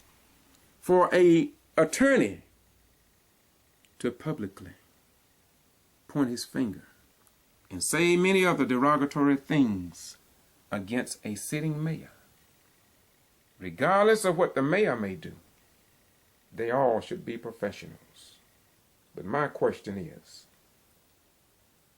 if you don't know, and if you haven't seen who this mayor associate with during and following the meetings, just look at the videos and you will see his friends, you will see his supporters, and you will see those who are against an elected mayor that was elected by the majority of voters in Gordon. And ask yourself, how many times, how much effort have you seen this attorney right here speak and try to have a forensic audit done to account for the money and how the money has been spent over the last 30 to 40 years in that city. And according to what has been said, there has never been a forensic audit. And so, like many other cities in Georgia, people money are not being accounted for, and they do not want transparency. They do not want a check and balance, and they do not want a paper trail, even on who gets contracts, as we saw in Quitman, Georgia, just a few weeks ago. Well, somebody got to report the truth, because it seemed like our newspapers, our television station and radios only give us the best news that money can buy, support, advertise, and control. Pick up your cameras, as many of you have already done. Pick up your iPhone, smartphone, and do what you can no longer depend on the free press to do. Once again, how many people are now in jails and prisons because we don't have a newspaper to tell the story about black people here in the United States of America? How many black journalists do you know in top echelons of the newspapers in Georgia? How many journalists do you know? And when you get them behind closed doors, ask the question, can they print their story, or will they print what others told them to print? I know, because they talk to me. They tell me behind closed doors who the good people are and who the hush-me-uppers are. The truth must be told, or this nation will be destroyed from within. It's just that simple. The Ghetto Free Press saying to all civil rights leaders, where are you, and why aren't you in Gordon, Georgia? Why aren't you in Quitman, Georgia? Why aren't you in Meigs, Georgia? Why aren't you in Davisboro, Georgia? Dawson, Georgia, Lumpkin, Georgia, and many other cities and towns here in Georgia where black mayors are being removed from office. You talk about voting rights. You civil rights leaders are not showing us that you care about voting rights. For if you care about voting rights, but not care about keeping a person in office after people voted right and got the right person in office, and you sit there and say and do nothing. Isn't that something? People lie. Lie, lie, lie. Talking about they care about voting rights. If you vote for someone and then they mistreat them and remove them out of office, arrest their family, intimidate people that they won't even come back out to vote again, and you watch the United States Justice Department sit down after we provide them with facts and living testimony of people who are fed up and so intimidated they say they will never go back to the polls again to vote, and the Justice Department of the United States sit back and say nothing? Say nothing. Say nothing. Say nothing. Somebody got to speak up who love this nation. When you sit down and refuse to speak out, you are an enemy to this nation. I repeat, black or white, Jew, Gentile, Protestant, Catholic, German, Japanese, Latino, does not matter. if you don't stand up and tell America the truth about herself, you will contribute to the destruction of our beloved nation. Once again, the Ghetto Free Press. We report what others ignore. I served this nation for 21 years, and I love this nation. I love it, and I trusted in this nation. But many blacks have given up hope now. Many blacks do not believe the white man in this country will ever, ever, ever treat them with justice, and that the judicial system is just what it says, is just against us. But in the end, if America does not change her ways, she will end up down the path of ancient Rome. You can believe it or let it alone. The Ghetto Free Press, speaking truth to power, because we love you just that much.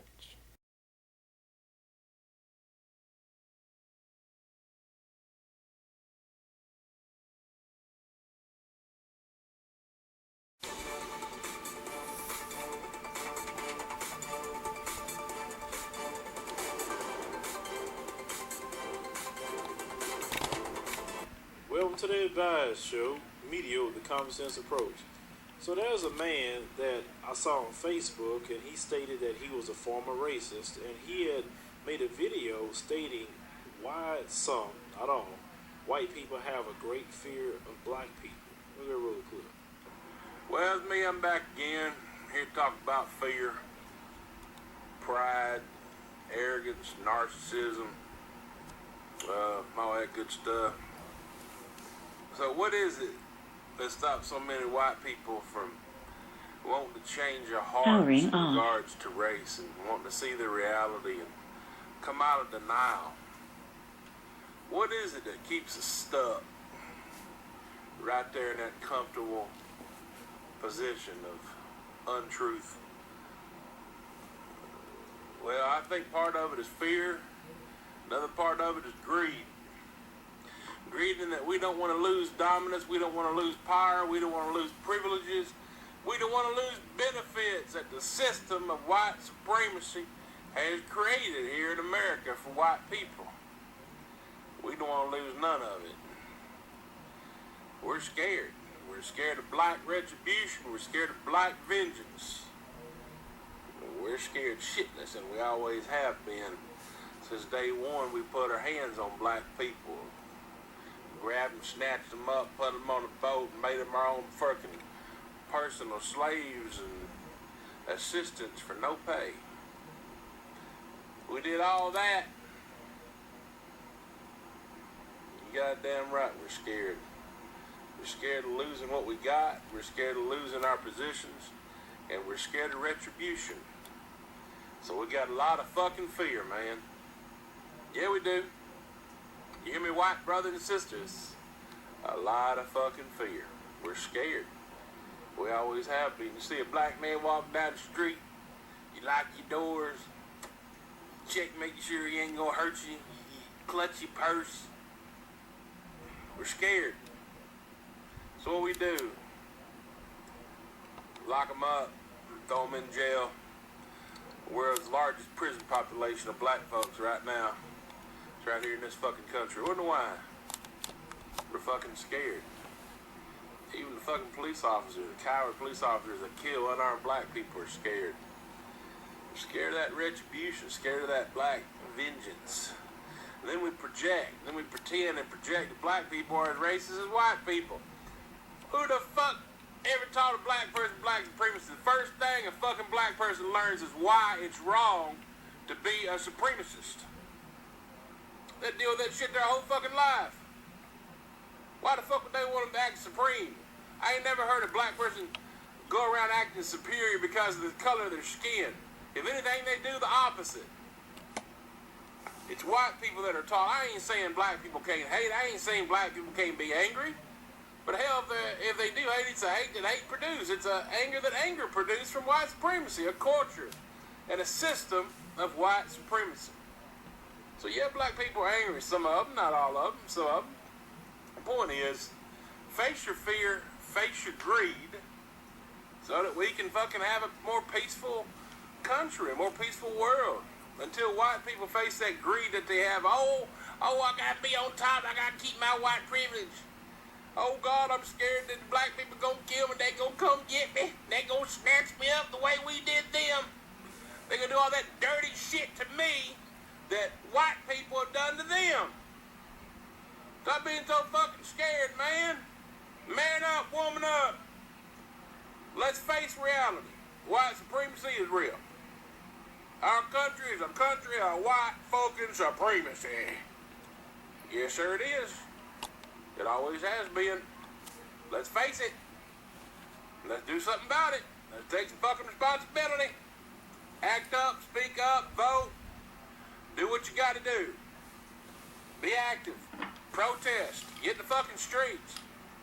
White people have to change their fucking culture of white supremacy. If we don't, it will destroy us all, and it already is. All of us. Has to do with morality. This thing about getting out of denial. One, you got to acknowledge the truth. We are a white supremacist nation, and we always have been. We have white supremacist institutions, culture, structures, power, psychology, everything, politics. Whitewashing is in everything. The media, education, history is whitewashed and biased. Education is whitewashed and biased. Entertainment is whitewashed and biased.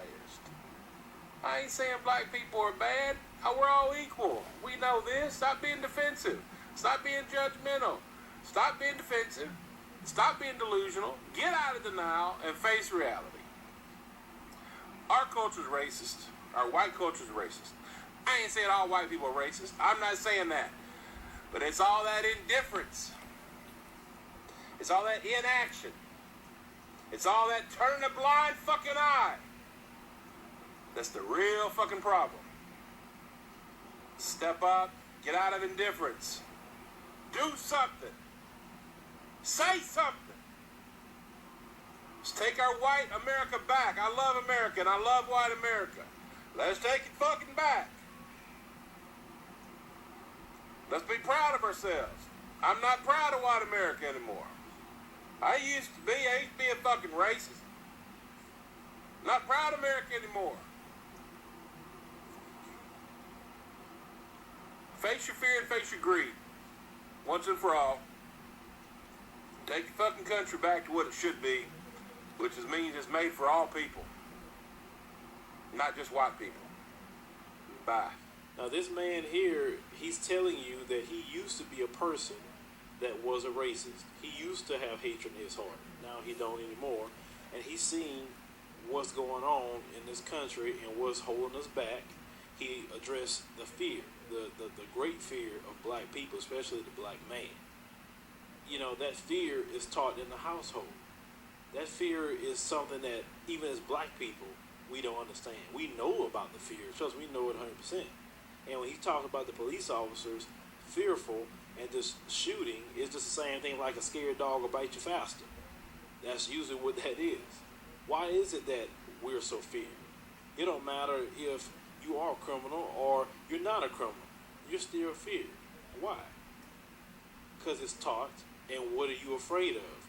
This man stating, you're afraid of black people doing the exact same things that was done to us, which most black people don't even think like that. So, I don't know where that come from, but this is the thing.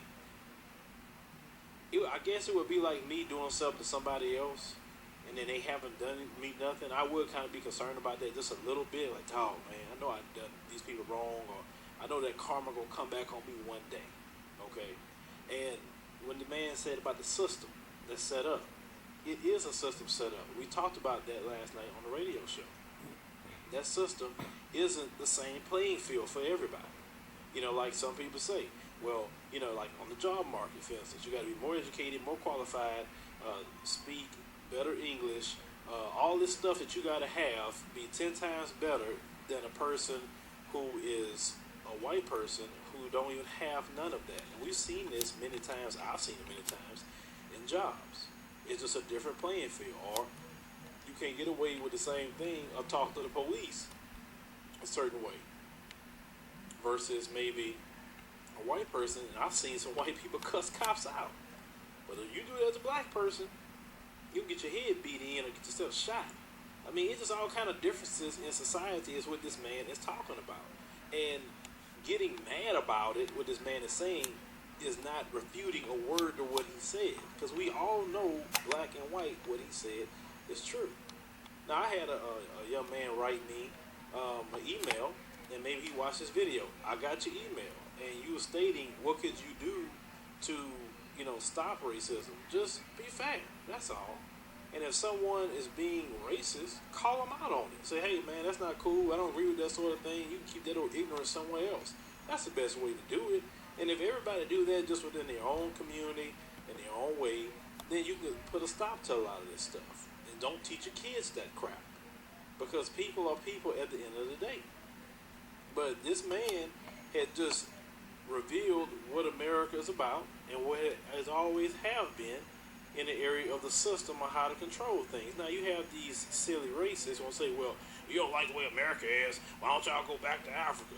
You ain't going nowhere. My ancestors literally worked and built this country from blood, sweat, and tears. My ancestors have fought every major war this country has ever had. Every last one of them.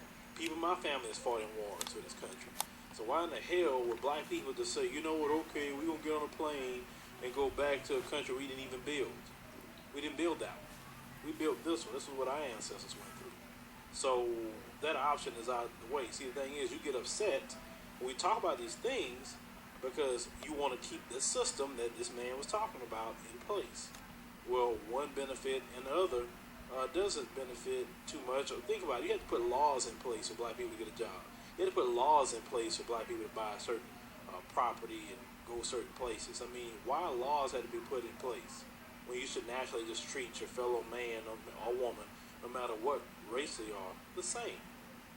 Until you get past the racism stuff, this country will never get to a certain point.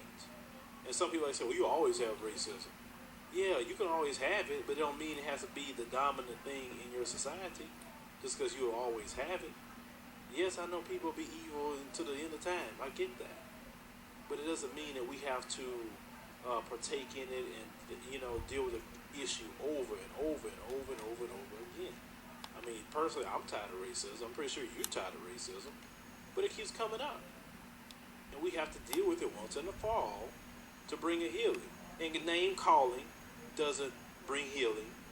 Talking crazy to people, trying to think people undermine their intelligence and all this other stuff doesn't bring healing. All you're doing is causing a problem. And, I'm getting very low tolerance to people doing that. If you can't really have a positive discussion, even if you don't agree, just a civil discussion, and not with all that, slide talking and all this other stuff. I don't care if you're black or white.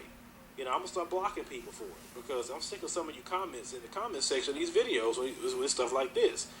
People can have a dialogue without name calling and saying all this stuff to each other. Act like adults. But, this man, like I said, he let out a lot of, gems. I'm pretty sure he's going to suffer a lot of persecution online because he gets sent up here exposing stuff that's been going on. Make sure you download the Advise Show Media app on iTunes and the Amazon Play Store for Android. Hit me up in the comments, use the commentaries, subscribe. He's fine. I sure will. He asked about you the other day. Tell him I'm trying to stay afloat, trying to get everybody paid. By the time I think this noise settled down, I got to worry about it because it's... Mayor, well, can I interrupt y'all? I've got to run, but I want y'all... I ain't got to get you, brother. You can stay right there. I just want you to know I was riding down and we left the bank, right? The group of people called me a nigger. There were about 6 of them. They called me a nigger. What? And so I recorded. I got it on film. I want you to look at them. We're going to find out who those people are. I know who they are.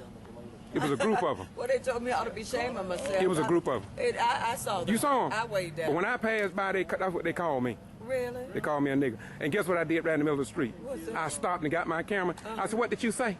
I said, where's the nigger? And they said it.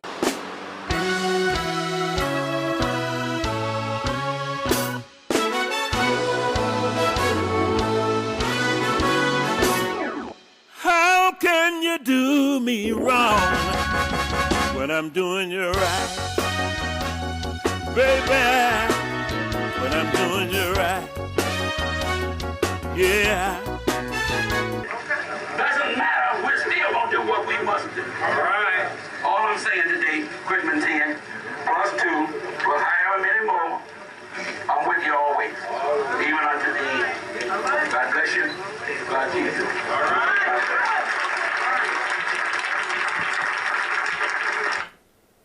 Over this state, he's probably got 1 million miles on that car. Ed DuBose is one of the most loyal, committed freedom fighters I've met in my life.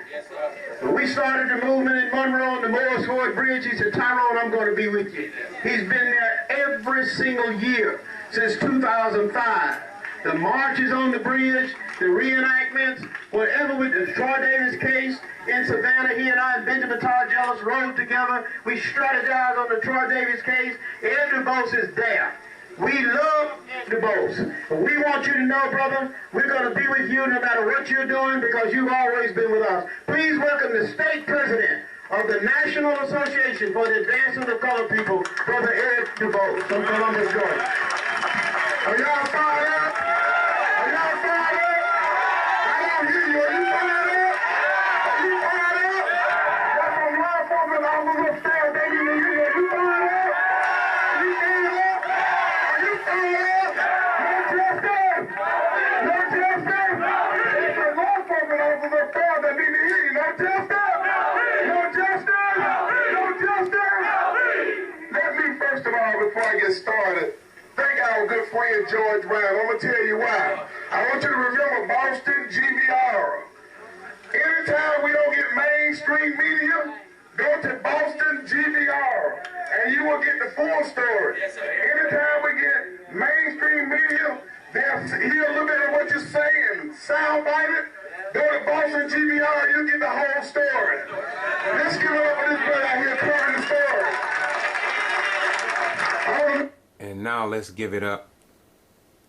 And now let's give it up for the founding fathers of our great republic who set forth these fair laws, even though they may not have been intended for the black man, woman, and their children. But above all, let's give it up for the Quitman 10 plus 2 and all the other freedom fighters who took their religion from 4 walls of a church building, 4 walls of a mosque, beyond the 4 walls of the masjid in Islam, beyond the 4 walls of a synagogue in Judaism, before the 4 walls of those who are atheists, and took their heartfelt love into the streets. And many of them bled, suffered, and died to make this nation the envy of the world. In one of your articles, you wrote about the councilwoman cost the city $340, which is not true. But you never retracted. A good journalist is going to retract it. In fact, they saved the city $340. The meeting was supposed to be on a Wednesday.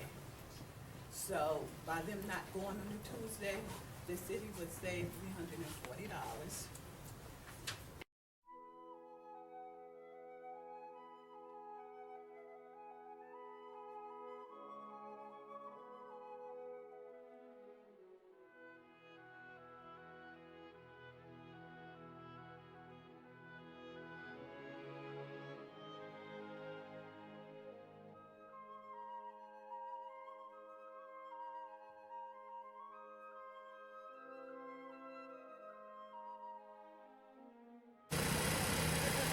To get a free press, I'm on the scene here. They have a main water break here. I understand that some citizens or customers have been without water for approximately 30 minutes to just receive the call.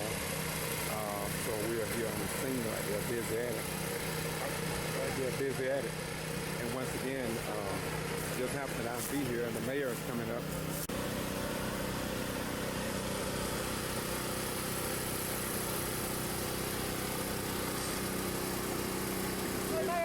Working down there in the water. I'm good. What happened?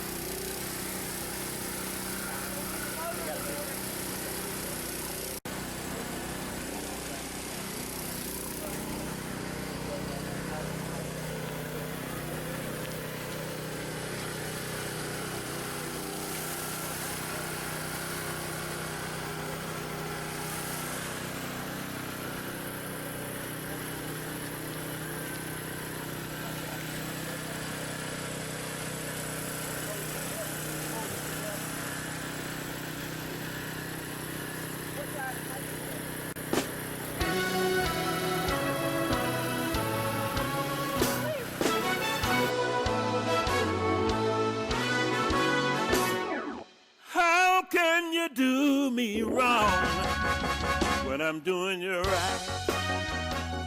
Baby, when I'm doing you right. Yeah, I bought you a car, house, and a diamond ring. And you're acting like I haven't done a thing. I wanna know how can you do me wrong when I'm doing you right? Tell me, baby, I wanna know how. Oh, I wanna know how can you do me wrong? Oh, baby, when I'm doing you right. Oh, yeah, when I'm doing you right. I work the full-time job, part-time job at night. Oh, yeah. County Press, the Wilkerson County Post. And here we often see pictures of our mayor or the mayor of Gordon, and we see that, well, it looks like she's angry. Once again, apparently this is the image that someone may want to be implanted into citizens' head and minds, as these images are planted into our minds to keep us informed about what is going on and to educate us.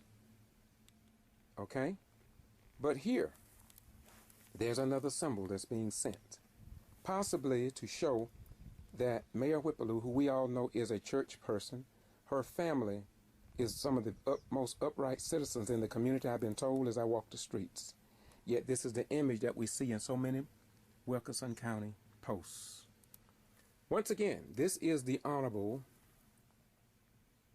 judge that proceeded or that's heard the case of Mayor Whipple-Lue. And of course, this is the Superior Court Judge Robert S. Reeves. As I sat in the courtroom, I saw many facial expressions and positions he sat that could have been used here on the front page of the Wilkerson County Post that would have not been in the best taste and could have presented him in a negative light. But I'm happy that they found a good picture to post of him in the paper. Moving right along. Here, headlines reads, Mayor's sisters issued disorderly conduct warning after trying to intimidate newspaper editor. And once again, this particular article have been seen, and citizens around the nation have commented on it on my YouTube channel, Boston G.B.R. And they agree with me that why is the mayor's picture on the picture of another one dealing with her sister? And if the Ghetto Free Press didn't have a better picture to show of an individual, what I would have done, I would have tried to clip from a video a better picture. Again, as I said earlier, newspapers present images to inform, to educate, persuade, or whatever it may be. That's the purpose, and this is what have been shown concerning the other newspapers. Now, Here is a young lady that many of us are familiar with. This is a mother, and they are showing in the headlines reads, in the Wilkerson County Post,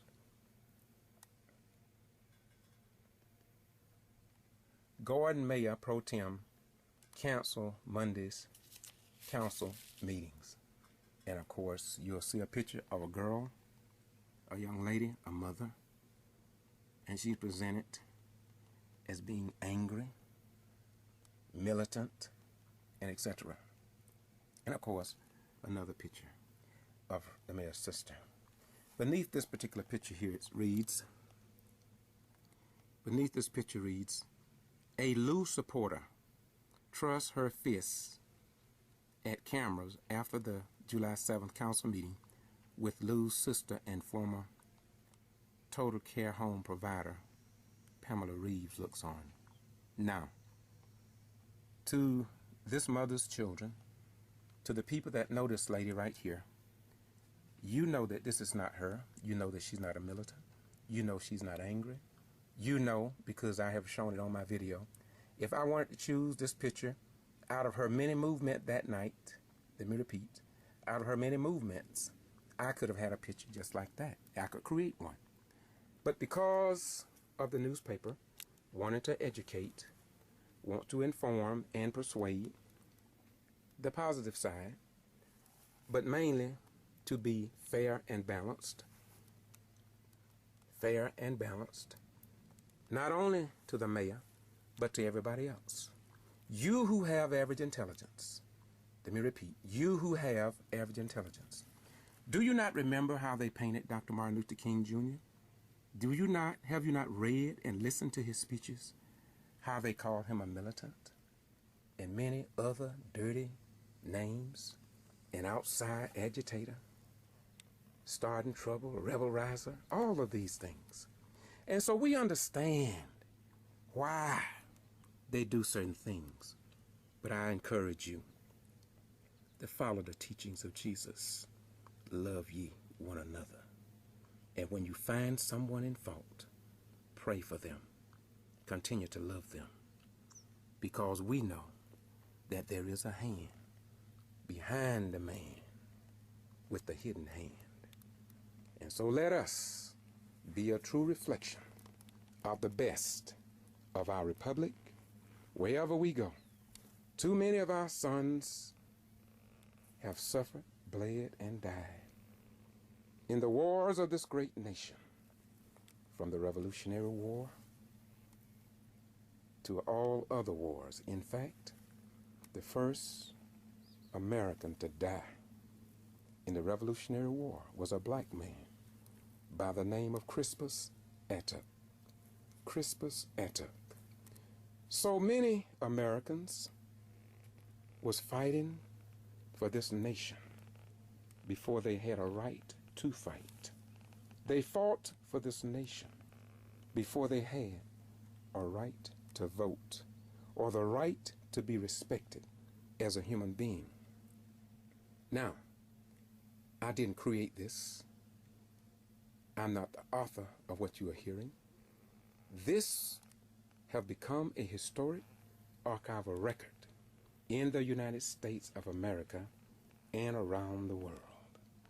And so let us, as black African Americans, Japanese Americans, white people, let us continue to support what is right in God's world, and let's let those on the wrong side of history continue as they were found to be, let me repeat, as they was found to be, even by their own children, in the days gone by, to be on the wrong side of history. Most of all, Mr. George Buster Rhymes stood up here and expressed how he walked the street in Gordon in 2015 and was called the nigger word by two women. You didn't think that was newsworthy? Nowhere in your paper did you print about him being called the N-word by two women on the street in Gordon.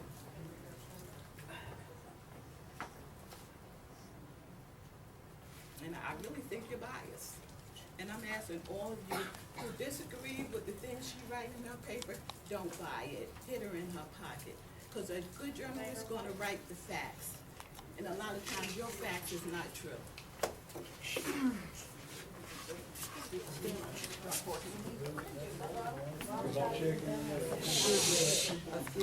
Don't hit me again, Miss Linda. Don't hit me again. Nasty self. Greetings. I'm George Boston Ryan from the Ghetto Free Press, and I'm in the city of Gordon, Georgia.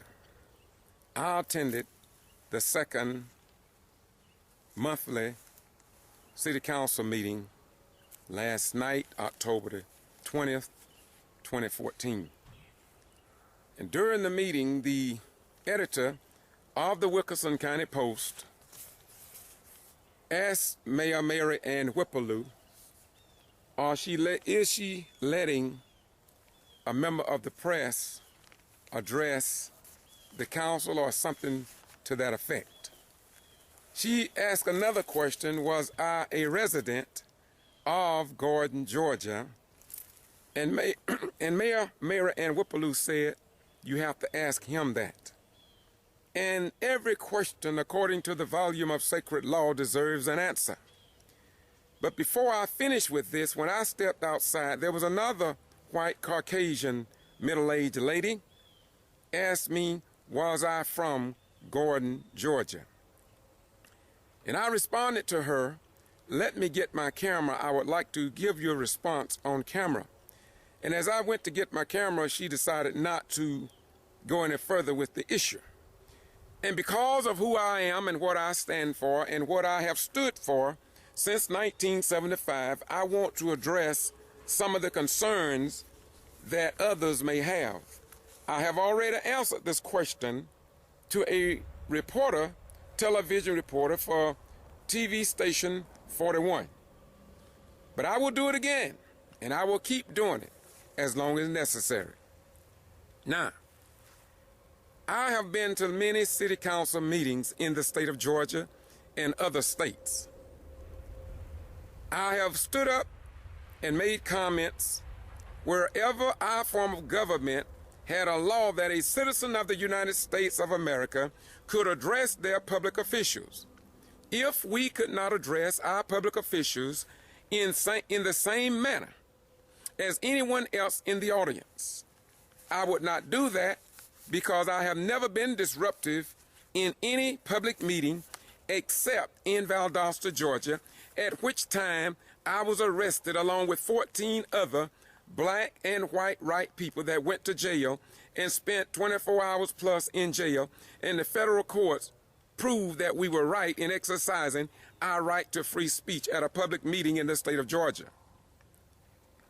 To the editor of the Wilkinson County Post and the other young white Caucasian sister that I have the greatest respect for, and I love you so much that I'm going to give you the truth. First of all, I want anybody of average intelligence to look at the Wilkinson County Post as it relates to the first elected black mayor in the history of Gordon, Georgia, after all these years. Moreover, she is also the first black female ever elected to serve the needs of the people here in Gordon in the history of this city. Mayor Ann Whipple-Lue is an outstanding person. I was called here as I was called in many other cities and towns across the state of Georgia, and one in Florida.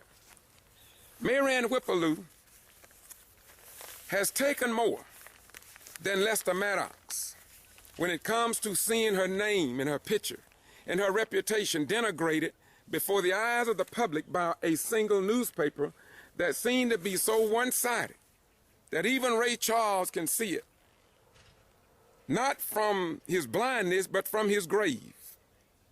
And so the article even here, Judy Bailey, since you want to come after me and play games with me, which I choose not to do that, but I will assure you and anyone else, I will answer any question that is thrust upon me.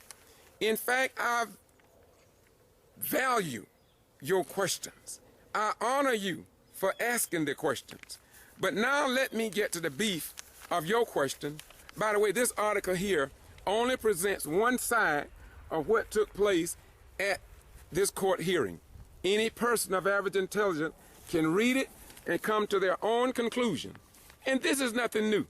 There is no child that would enjoy to see all this negativity and downright foolishness against one person. When have you seen Judy Bailey come out and ask for this forensic audit that the mayor that was elected by the people have requested after 3 weeks of taking office, just like the mayor in Meigs, Georgia, have caught hell on the backside of heaven because she wanted to account for the taxpayers' money. Now, to the governor of the state of Georgia, not only should we be looking at, from what we have found here, every city possibly in the state of Georgia should have a forensic audit to look into the deep taxpayers' dollars to see how they are being spent, because some people have been in office for so long until they've been doing things that are not found in any book in the state of Georgia. Ask me, how do I know? Get me behind the camera, CNN, MSNBC with Al Sharpton, and challenge me based on truth, and we will answer you.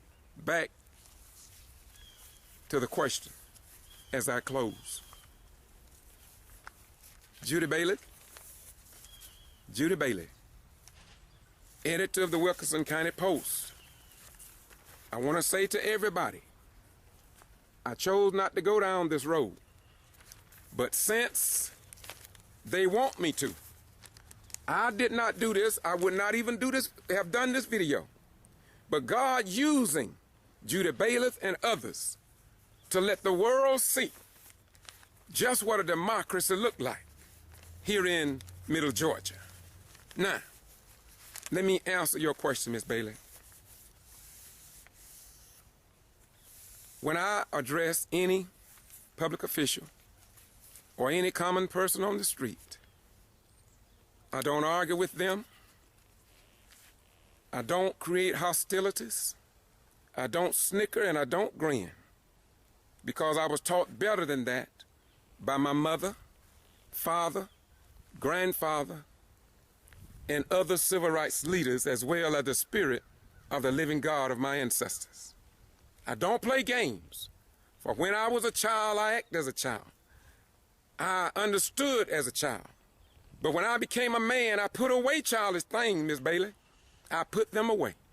So if you don't respect me, I'm going to give you the greatest respect, because I am commissioned by the God of my ancestors and the God of my salvation to be respectful to you and others, even when they are not respectful to me.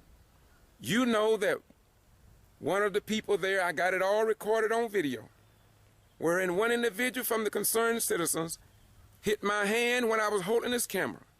It's all recorded. You don't hear me talking about that.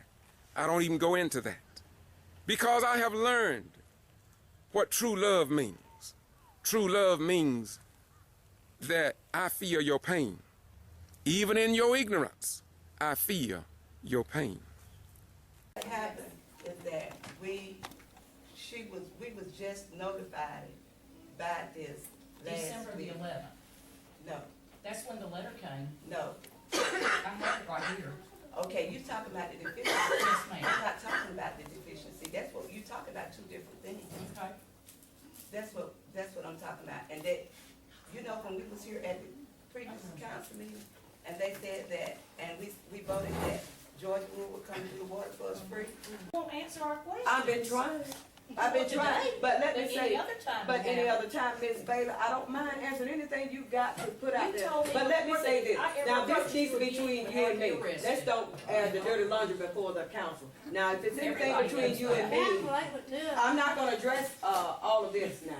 We're here to address this water issue, so if you've got any beef it with the mayor.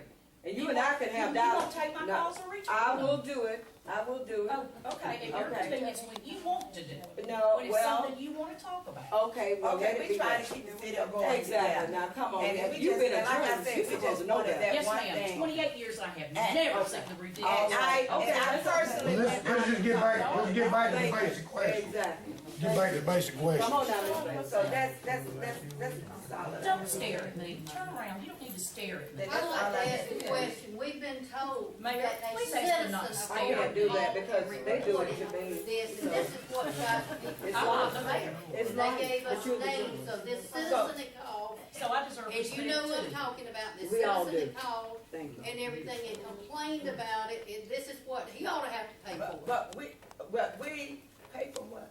Pay for the repair, What I whatever wells, understand. because Oh, all okay, these but we're years not- that's okay, been I okay until understand. this citizen called and I upset understand him, what and you're then saying, now, but this what we're one talking about is two question. different things. The- We're talking about getting somebody signed. I understand. Y'all, let's keep List it. of Ms. Bailey. deficiencies. Okay, good. But what we need to do is keep this confined to what we're not here to discuss the deficiencies. And with Well, I that. think we discussed it. I think Okay. it's discussed inside and out. Okay, but. There's come no on. meeting, y'all can't vote. With the level of intelligence, and I think we're all intelligent. I like to think that I am, and you are too.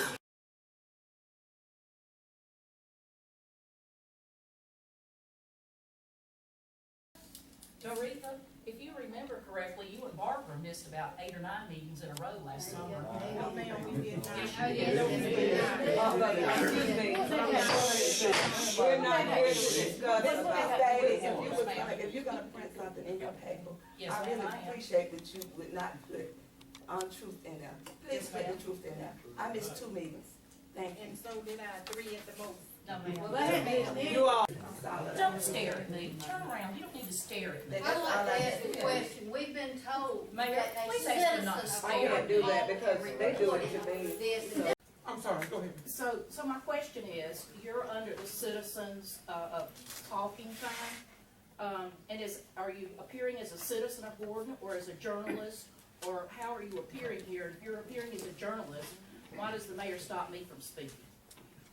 Madam, I go to a lot of cities. I'm very familiar with the laws of addressing city council. I have no idea, but I will say this. If the mayor stopped you from doing what I'm doing tonight as a journalist to get to Free Press under the name of George Boston Rhymes, if she stopped you after you put in the request to speak as I put in the request, she is wrong in my opinion. If you put in a request tonight, I think that you have a right to be doing the same thing that I'm doing, and I wish you would have. Now that's just the way I see it. Jesus said, what I say unto one, I say unto all. And so if you can't do it unto all of us, don't do it unto any of us. That's right.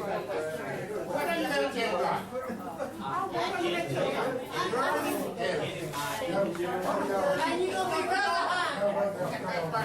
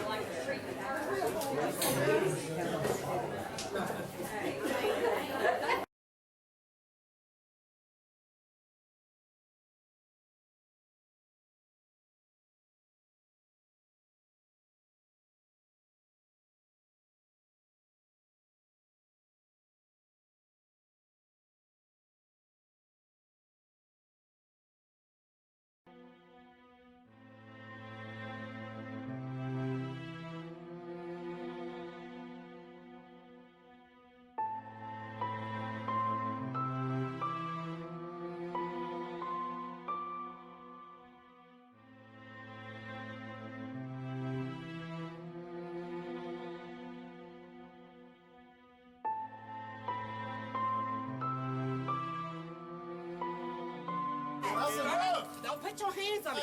Don't put your hands on me. Do not put your hands on me. Leave. You leave. Come on.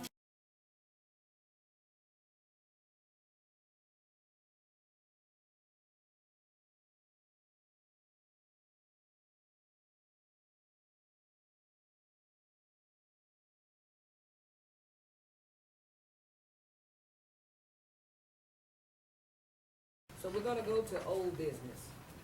Madam Mayor, may I add 2 items to the agenda before we start? I have 2 items. The number 1 item is the status of the city attorney, and the second item is his invoices. I make a motion that we add both of these items to the agenda tonight. Councilman, let me say this before we go any further. The clerk mentioned that to me, and I said with what we had going on tonight, we would table that at another meeting. We'll not be able to add, we're not addressing anything. I'm sorry, I have a motion. You need to ask for a second. The motion, I did not ask for a motion. I did not recommend. You only stated a motion. And this is according to the meeting. And I have here before me how to conduct the meeting.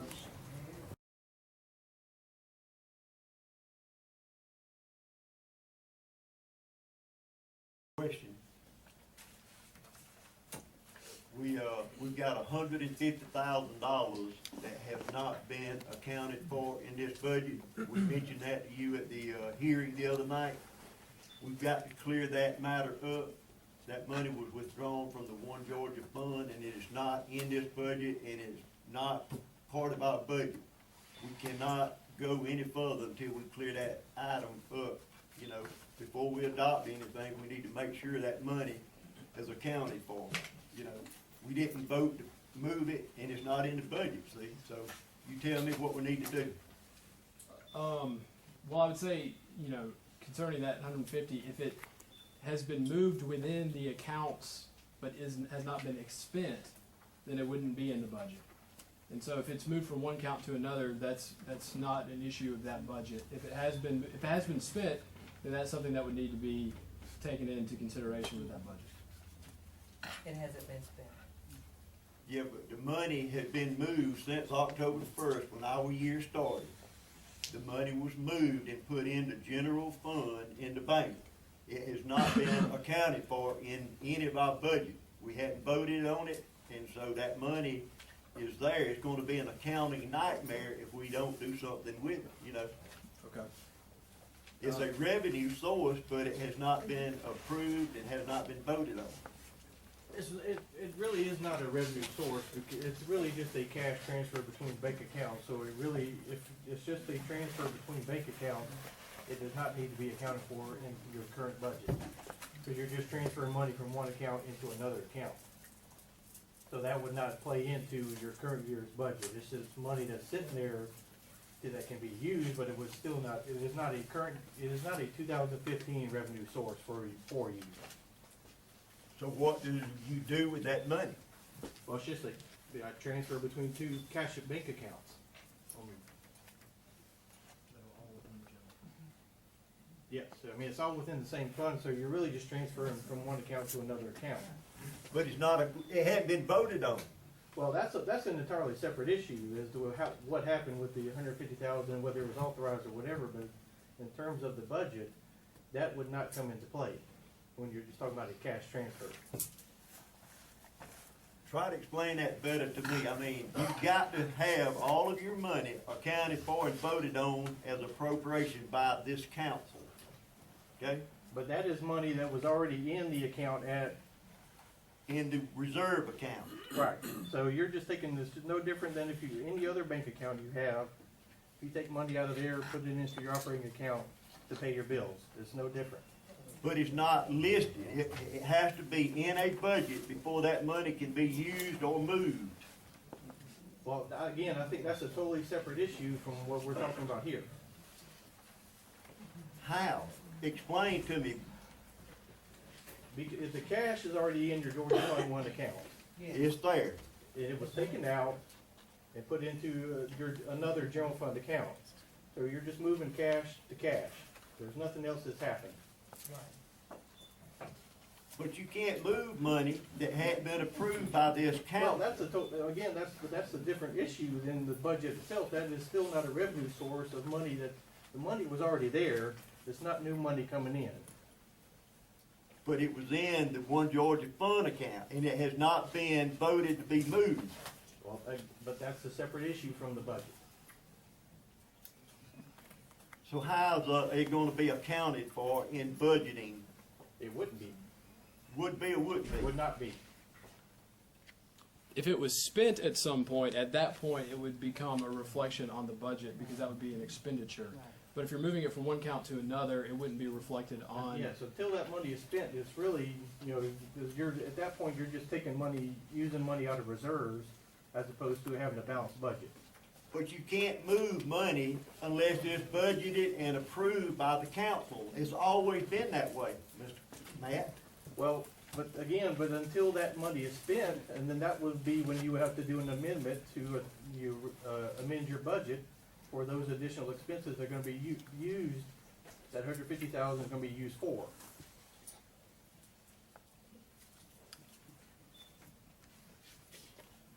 Any further discussion? Council? Right now, in your budget, that $150,000 is not being used. So it can't be used, not in this budget. Right. Right. If it were to be used, you'd have to do an amendment to that budget right there to use that $150,000 that is currently, or was in reserves, now is in your operating account.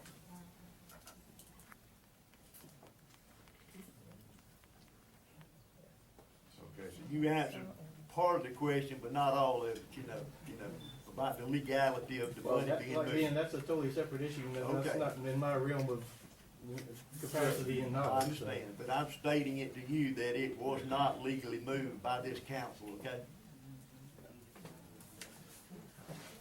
Any further discussion? No further discussion? Do I recommend that, I'd like to recommend that we, pardon? Yeah, I already have to accept the, what are you saying? I couldn't hear. We had already approved the adoption of it. No, I'm talking. Right, this resolution The would just resolution. would be memorializing that. Right, that's what we're doing. Right, so we'd have something on paper. Right, okay. So can I get a motion that we accept the resolution? I offer motion that we accept the resolution by the budget. Second. Motion has been made in second. Roll call.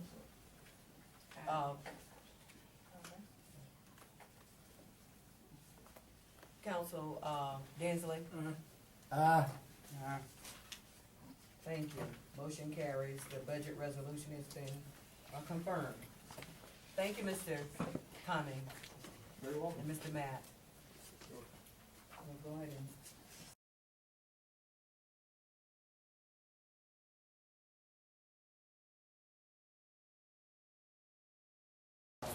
Council, he's the finance chair, you need to look at that. Let me ask you a question, please.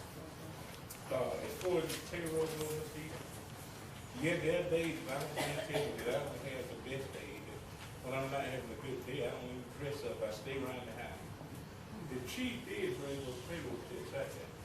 I got no problem signing payroll checks. I said, the only thing is, if you bring my head outside, bring me a check off list. Don't just bring me a bunch of checks and say sign these. I want to check the list to see who's getting what. A lot of times people come down and sign a check, and the problem we've been having for years is not accountability. Is that so many of us are asked to sign a check by the clerk, and when you sign the check, everything is blocked the way you're supposed to sign it. Now we don't do that. But the initial check, you did not tell the amount. You just see where you put your name. I won't go into that.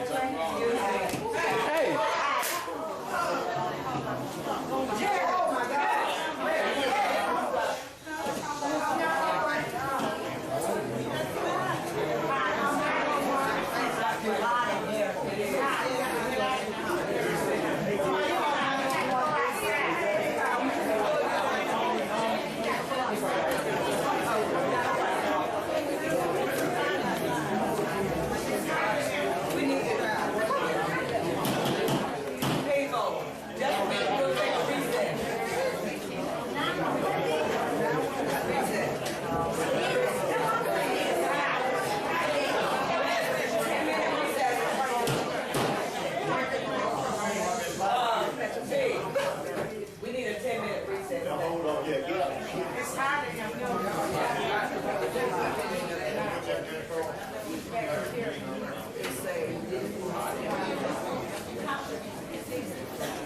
The chief is bring those payroll checks out there. I got no problem signing payroll checks. I said, the only thing is, if you bring my head outside, Bring me a check off list. Don't just bring me a bunch of checks and say sign these. I want to check the list to see who's getting what. A lot of times people come down and sign a check, and the problem we've been having for years is not accountability, is that so many of us are asked to sign a check by the clerk, and when you sign the check, everything is blocked the way you're supposed to sign it. Now we don't do that. But the initial check, you did not tell the amount. You just see where you put your name. I won't go into that. Everything is blocked the way you're supposed to sign it. Now we don't do that. Everything is blocked the way you're supposed to sign it. Everything is blocked the way you're supposed to sign it. Everything is blocked the way you're supposed to sign it. Now we don't do that. The chief is bring those payroll checks like that. I got no problem signing payroll checks. I said, only thing is, if you bring my head outside, bring me a check off list. Don't just bring me a bunch of checks and say sign these. I want to check the list to see who's getting what. A lot of times people come down and sign a check, and the problem we've been having for years is not accountability, is that so many of us are asked to sign a check by the clerk, and when you sign the check, everything is blocked the way you're supposed to sign it. Now we don't do that. But the initial check, you did not tell the amount. You just see where you put your name. I won't go into that.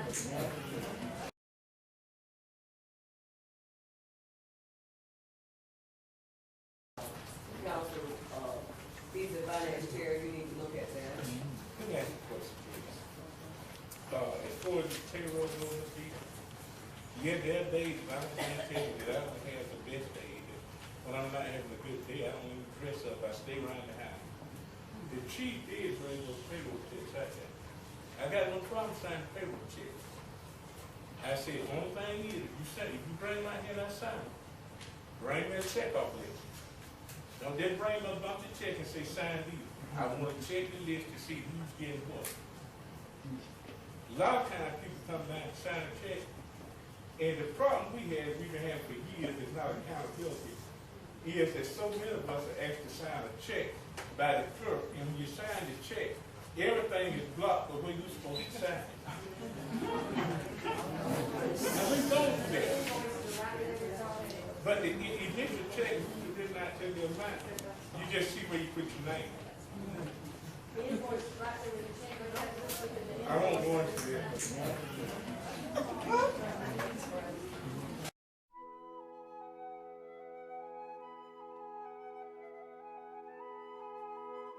Tonight, I've heard y'all talk about who's on the bank accounts. I've got no problem with it being a person on the city council. I do have a problem with someone being able to write checks who also has all the administrative and accounting input as you have here with your short staff of people. For anybody to be able to do debits and credits to the system and all the funds and move things around like that and still be the one that can cut checks and sign them, that's a red flag in the world of auditing and looking at internal controls. You'd like to have somebody doing the accounting and then someone else writing the check and someone else signing the check. But we don't necessarily have that here. The movement of funds that I heard earlier tonight, movement of funds is not required by a resolution with Georgia 401. None of my clients go through a resolution to do that. The resolution is how you spend the monies ultimately. All governments, cities, counties, water authorities, whatever it might be, most of them in Georgia have a Georgia Fund 1 account. For anybody to be able to do debits and credits to the system and all the funds and move things around like that and still be the one that can cut checks and sign them, that's a red flag in the world of auditing and looking at internal controls. You'd like to have somebody doing the accounting and then someone else writing the check and someone else signing the check. We have on the agenda A, adopt Georgia Fund 1 resolution. Is it open for discussion? Madam Mayor, may I add a question? I feel, my contention that it's really useless to keep that fund there in the Georgia one. There's only $5,300 in that fund now, so if there's a legal signature on that fund right now, we need to just transfer that, to our general fund and just close that fund out and be through with it, You see, my problem with this is that state report, with all that's going on, when I called that Secretary of State's office, there have been money transferred out of that fund, huge humps of money. And I was instructed by that Secretary of Treasury that the only person authorized to offer the transfer was me. And I let her know straight up, I have not authorized any transfer except one. When Mr. Warner wrote the $10,000 to Bill and I wrote that note, that's the only one that I authorized. And she said, if we close this account, we will not have a ledger or a paper trail once this account is closed. There is $5,000 in that account is going to interest very little. But until we get some things resolved and find out what's going on with the money situation, the board I'm concerned with the audit going on, this is not a good time to close any account. Gotta expand on that a little bit. What do you mean? What is the audit plan on that? You see that I will not sit here and talk about what all this crime. We know the officer has been locked out, coming in here. But I'll pass this on to you. I told Bill this evening, Bill instructed me, and I quote him. What he said to me today was, I need to get in 2 weeks. I need 2 weeks to come down to City Hall to finish up this audit. Because there are some very suspicious and disturbing transactions that have taken place. Now, without revealing what was going on, that's what he said before, and that's what I'm telling you. And you all got calls and all, you can call me yourself. But right now, it's not a good time to be closing any account. Not with my name on it. When I had, if I close this account, which I was told I was the only one can do it, I have a problem with closing something that I had authorized to be open in the first place. My name was on there, but I had no dealing with this account. And there have been money because I looked at the ledger. There have been money transferred. And for me to close it right now is not a good idea because the paper trail will not be there. Until the auditor can look at it or somebody look at this and we get to the bottom of what's going on, the account will not be closed if I have to close it. I understand, but 4 months and he hadn't done anything before now? He's been working up there, busy too, and he's been requesting information. What we need to do is allow him to come to City Hall, work with him, and allow him to complete the audit. The problem we're having is everybody supposed to time where's the money. That's a good point. The audit is very much leading when the attorney for the concerned citizen states to the county that we are on the verge of bankruptcy. Now, if we're on the verge of bankruptcy, we need to know what's going on with the money. Now, he made that statement. And he ended in the courtroom by saying, yes, we're on the verge of bankruptcy because the mayor and certain of her council members have been living frivolously or whatever, or they're spending the city money. So if we're on the verge of bankruptcy, we need a report. And that concerned citizen state on the poster, where's the money? I want to know too. So let's let the audit do this thing. We have a choice. If we want to disengage Bill, that's fine. But we need to engage somebody to come here to complete this audit. We've got too far in the process to stop right now.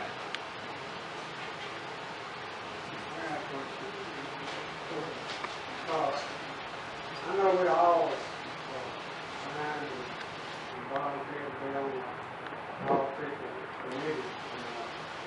And I thought if we just more or less over that committee, people know what is going on.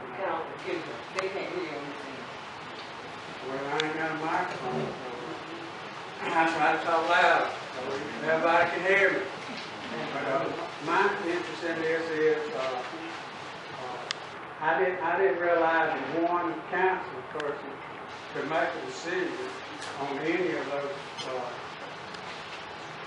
things that we got each one of us look at. I didn't know. I thought council had to make have a meeting and talk about and vote on anything like that. I didn't know one person had that authority to close or open an account and that. I might be wrong. I am.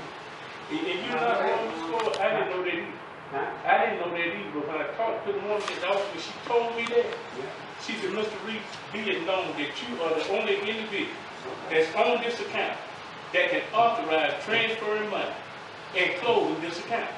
And I said, let me tell you something, ma'am, I had authorized nobody to transfer not one dime. And I will admit, the note that I wrote her to pay the auditor so we could get this thing going, that's the only one I said I asked in the meeting, could we get $10,000 out of reserve and pay the auditor? And Mr. Wallace said to me, you need to write me a note for that. And I did.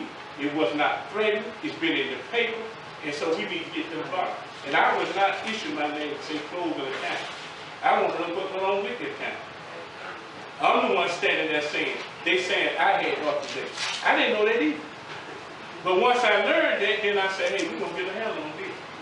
Because whatever went on, I want to know myself because I'm involved with it. And I ain't authorized nobody to move any money. And we're not talking about $5,000, $10,000 either.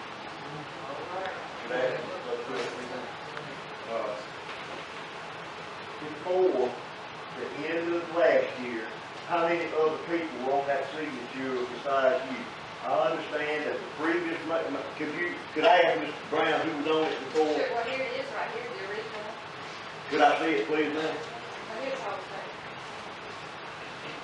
Y'all give me just one second.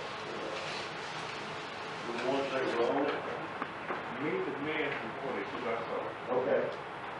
Before the first of the year? No.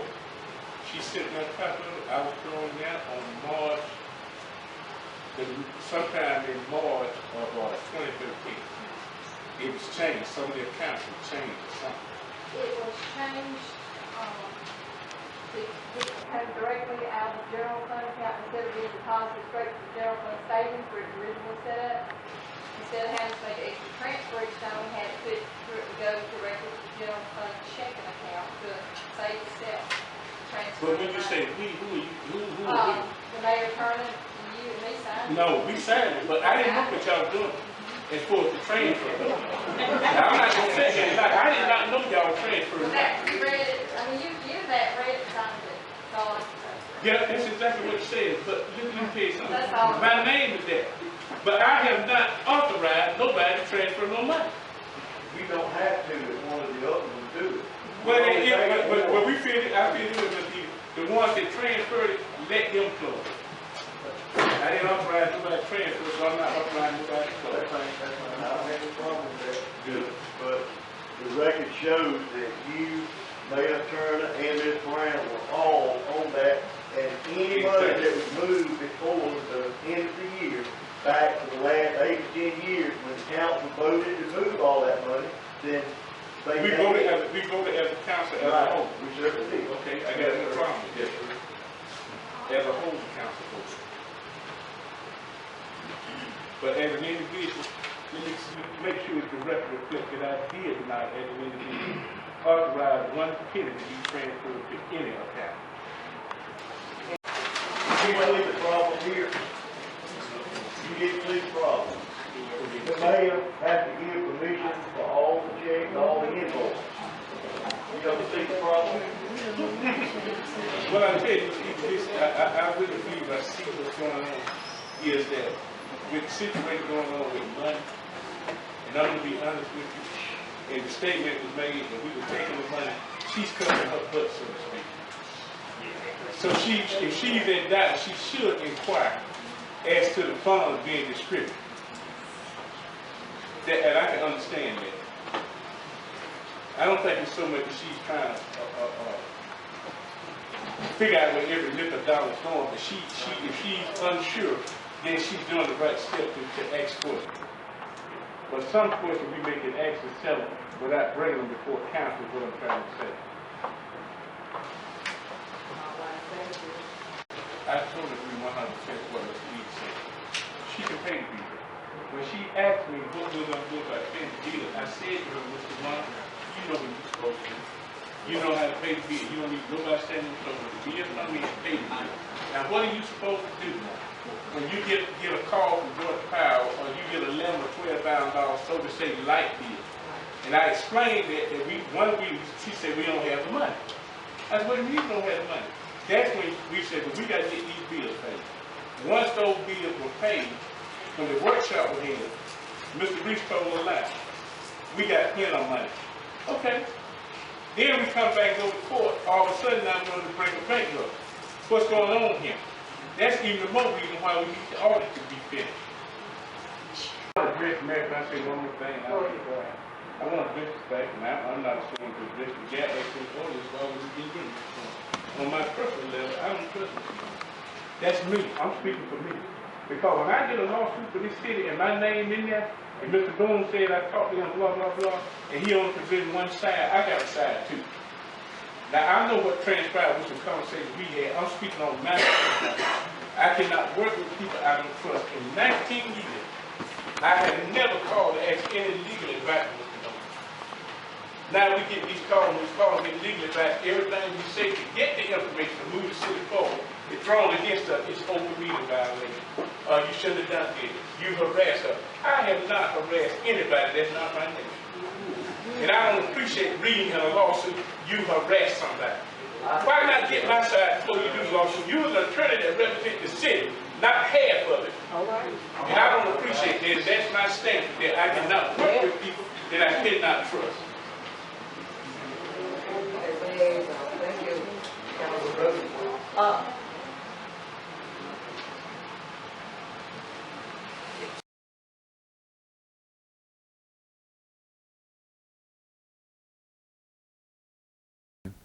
When will it all end? I have no idea when it will all end, but the mere fact of the matter is left up to them. It will never end. They'll just keep coming and coming. They just refuse to accept the fact that I have been elected by the people to be the voice for the people, and the mere fact of the matter is the overall bottom line of this, the root of it all, is that they don't want this audit to be revealed. They know that that monies have been misappropriated, and they know this, but they don't want the people exposed.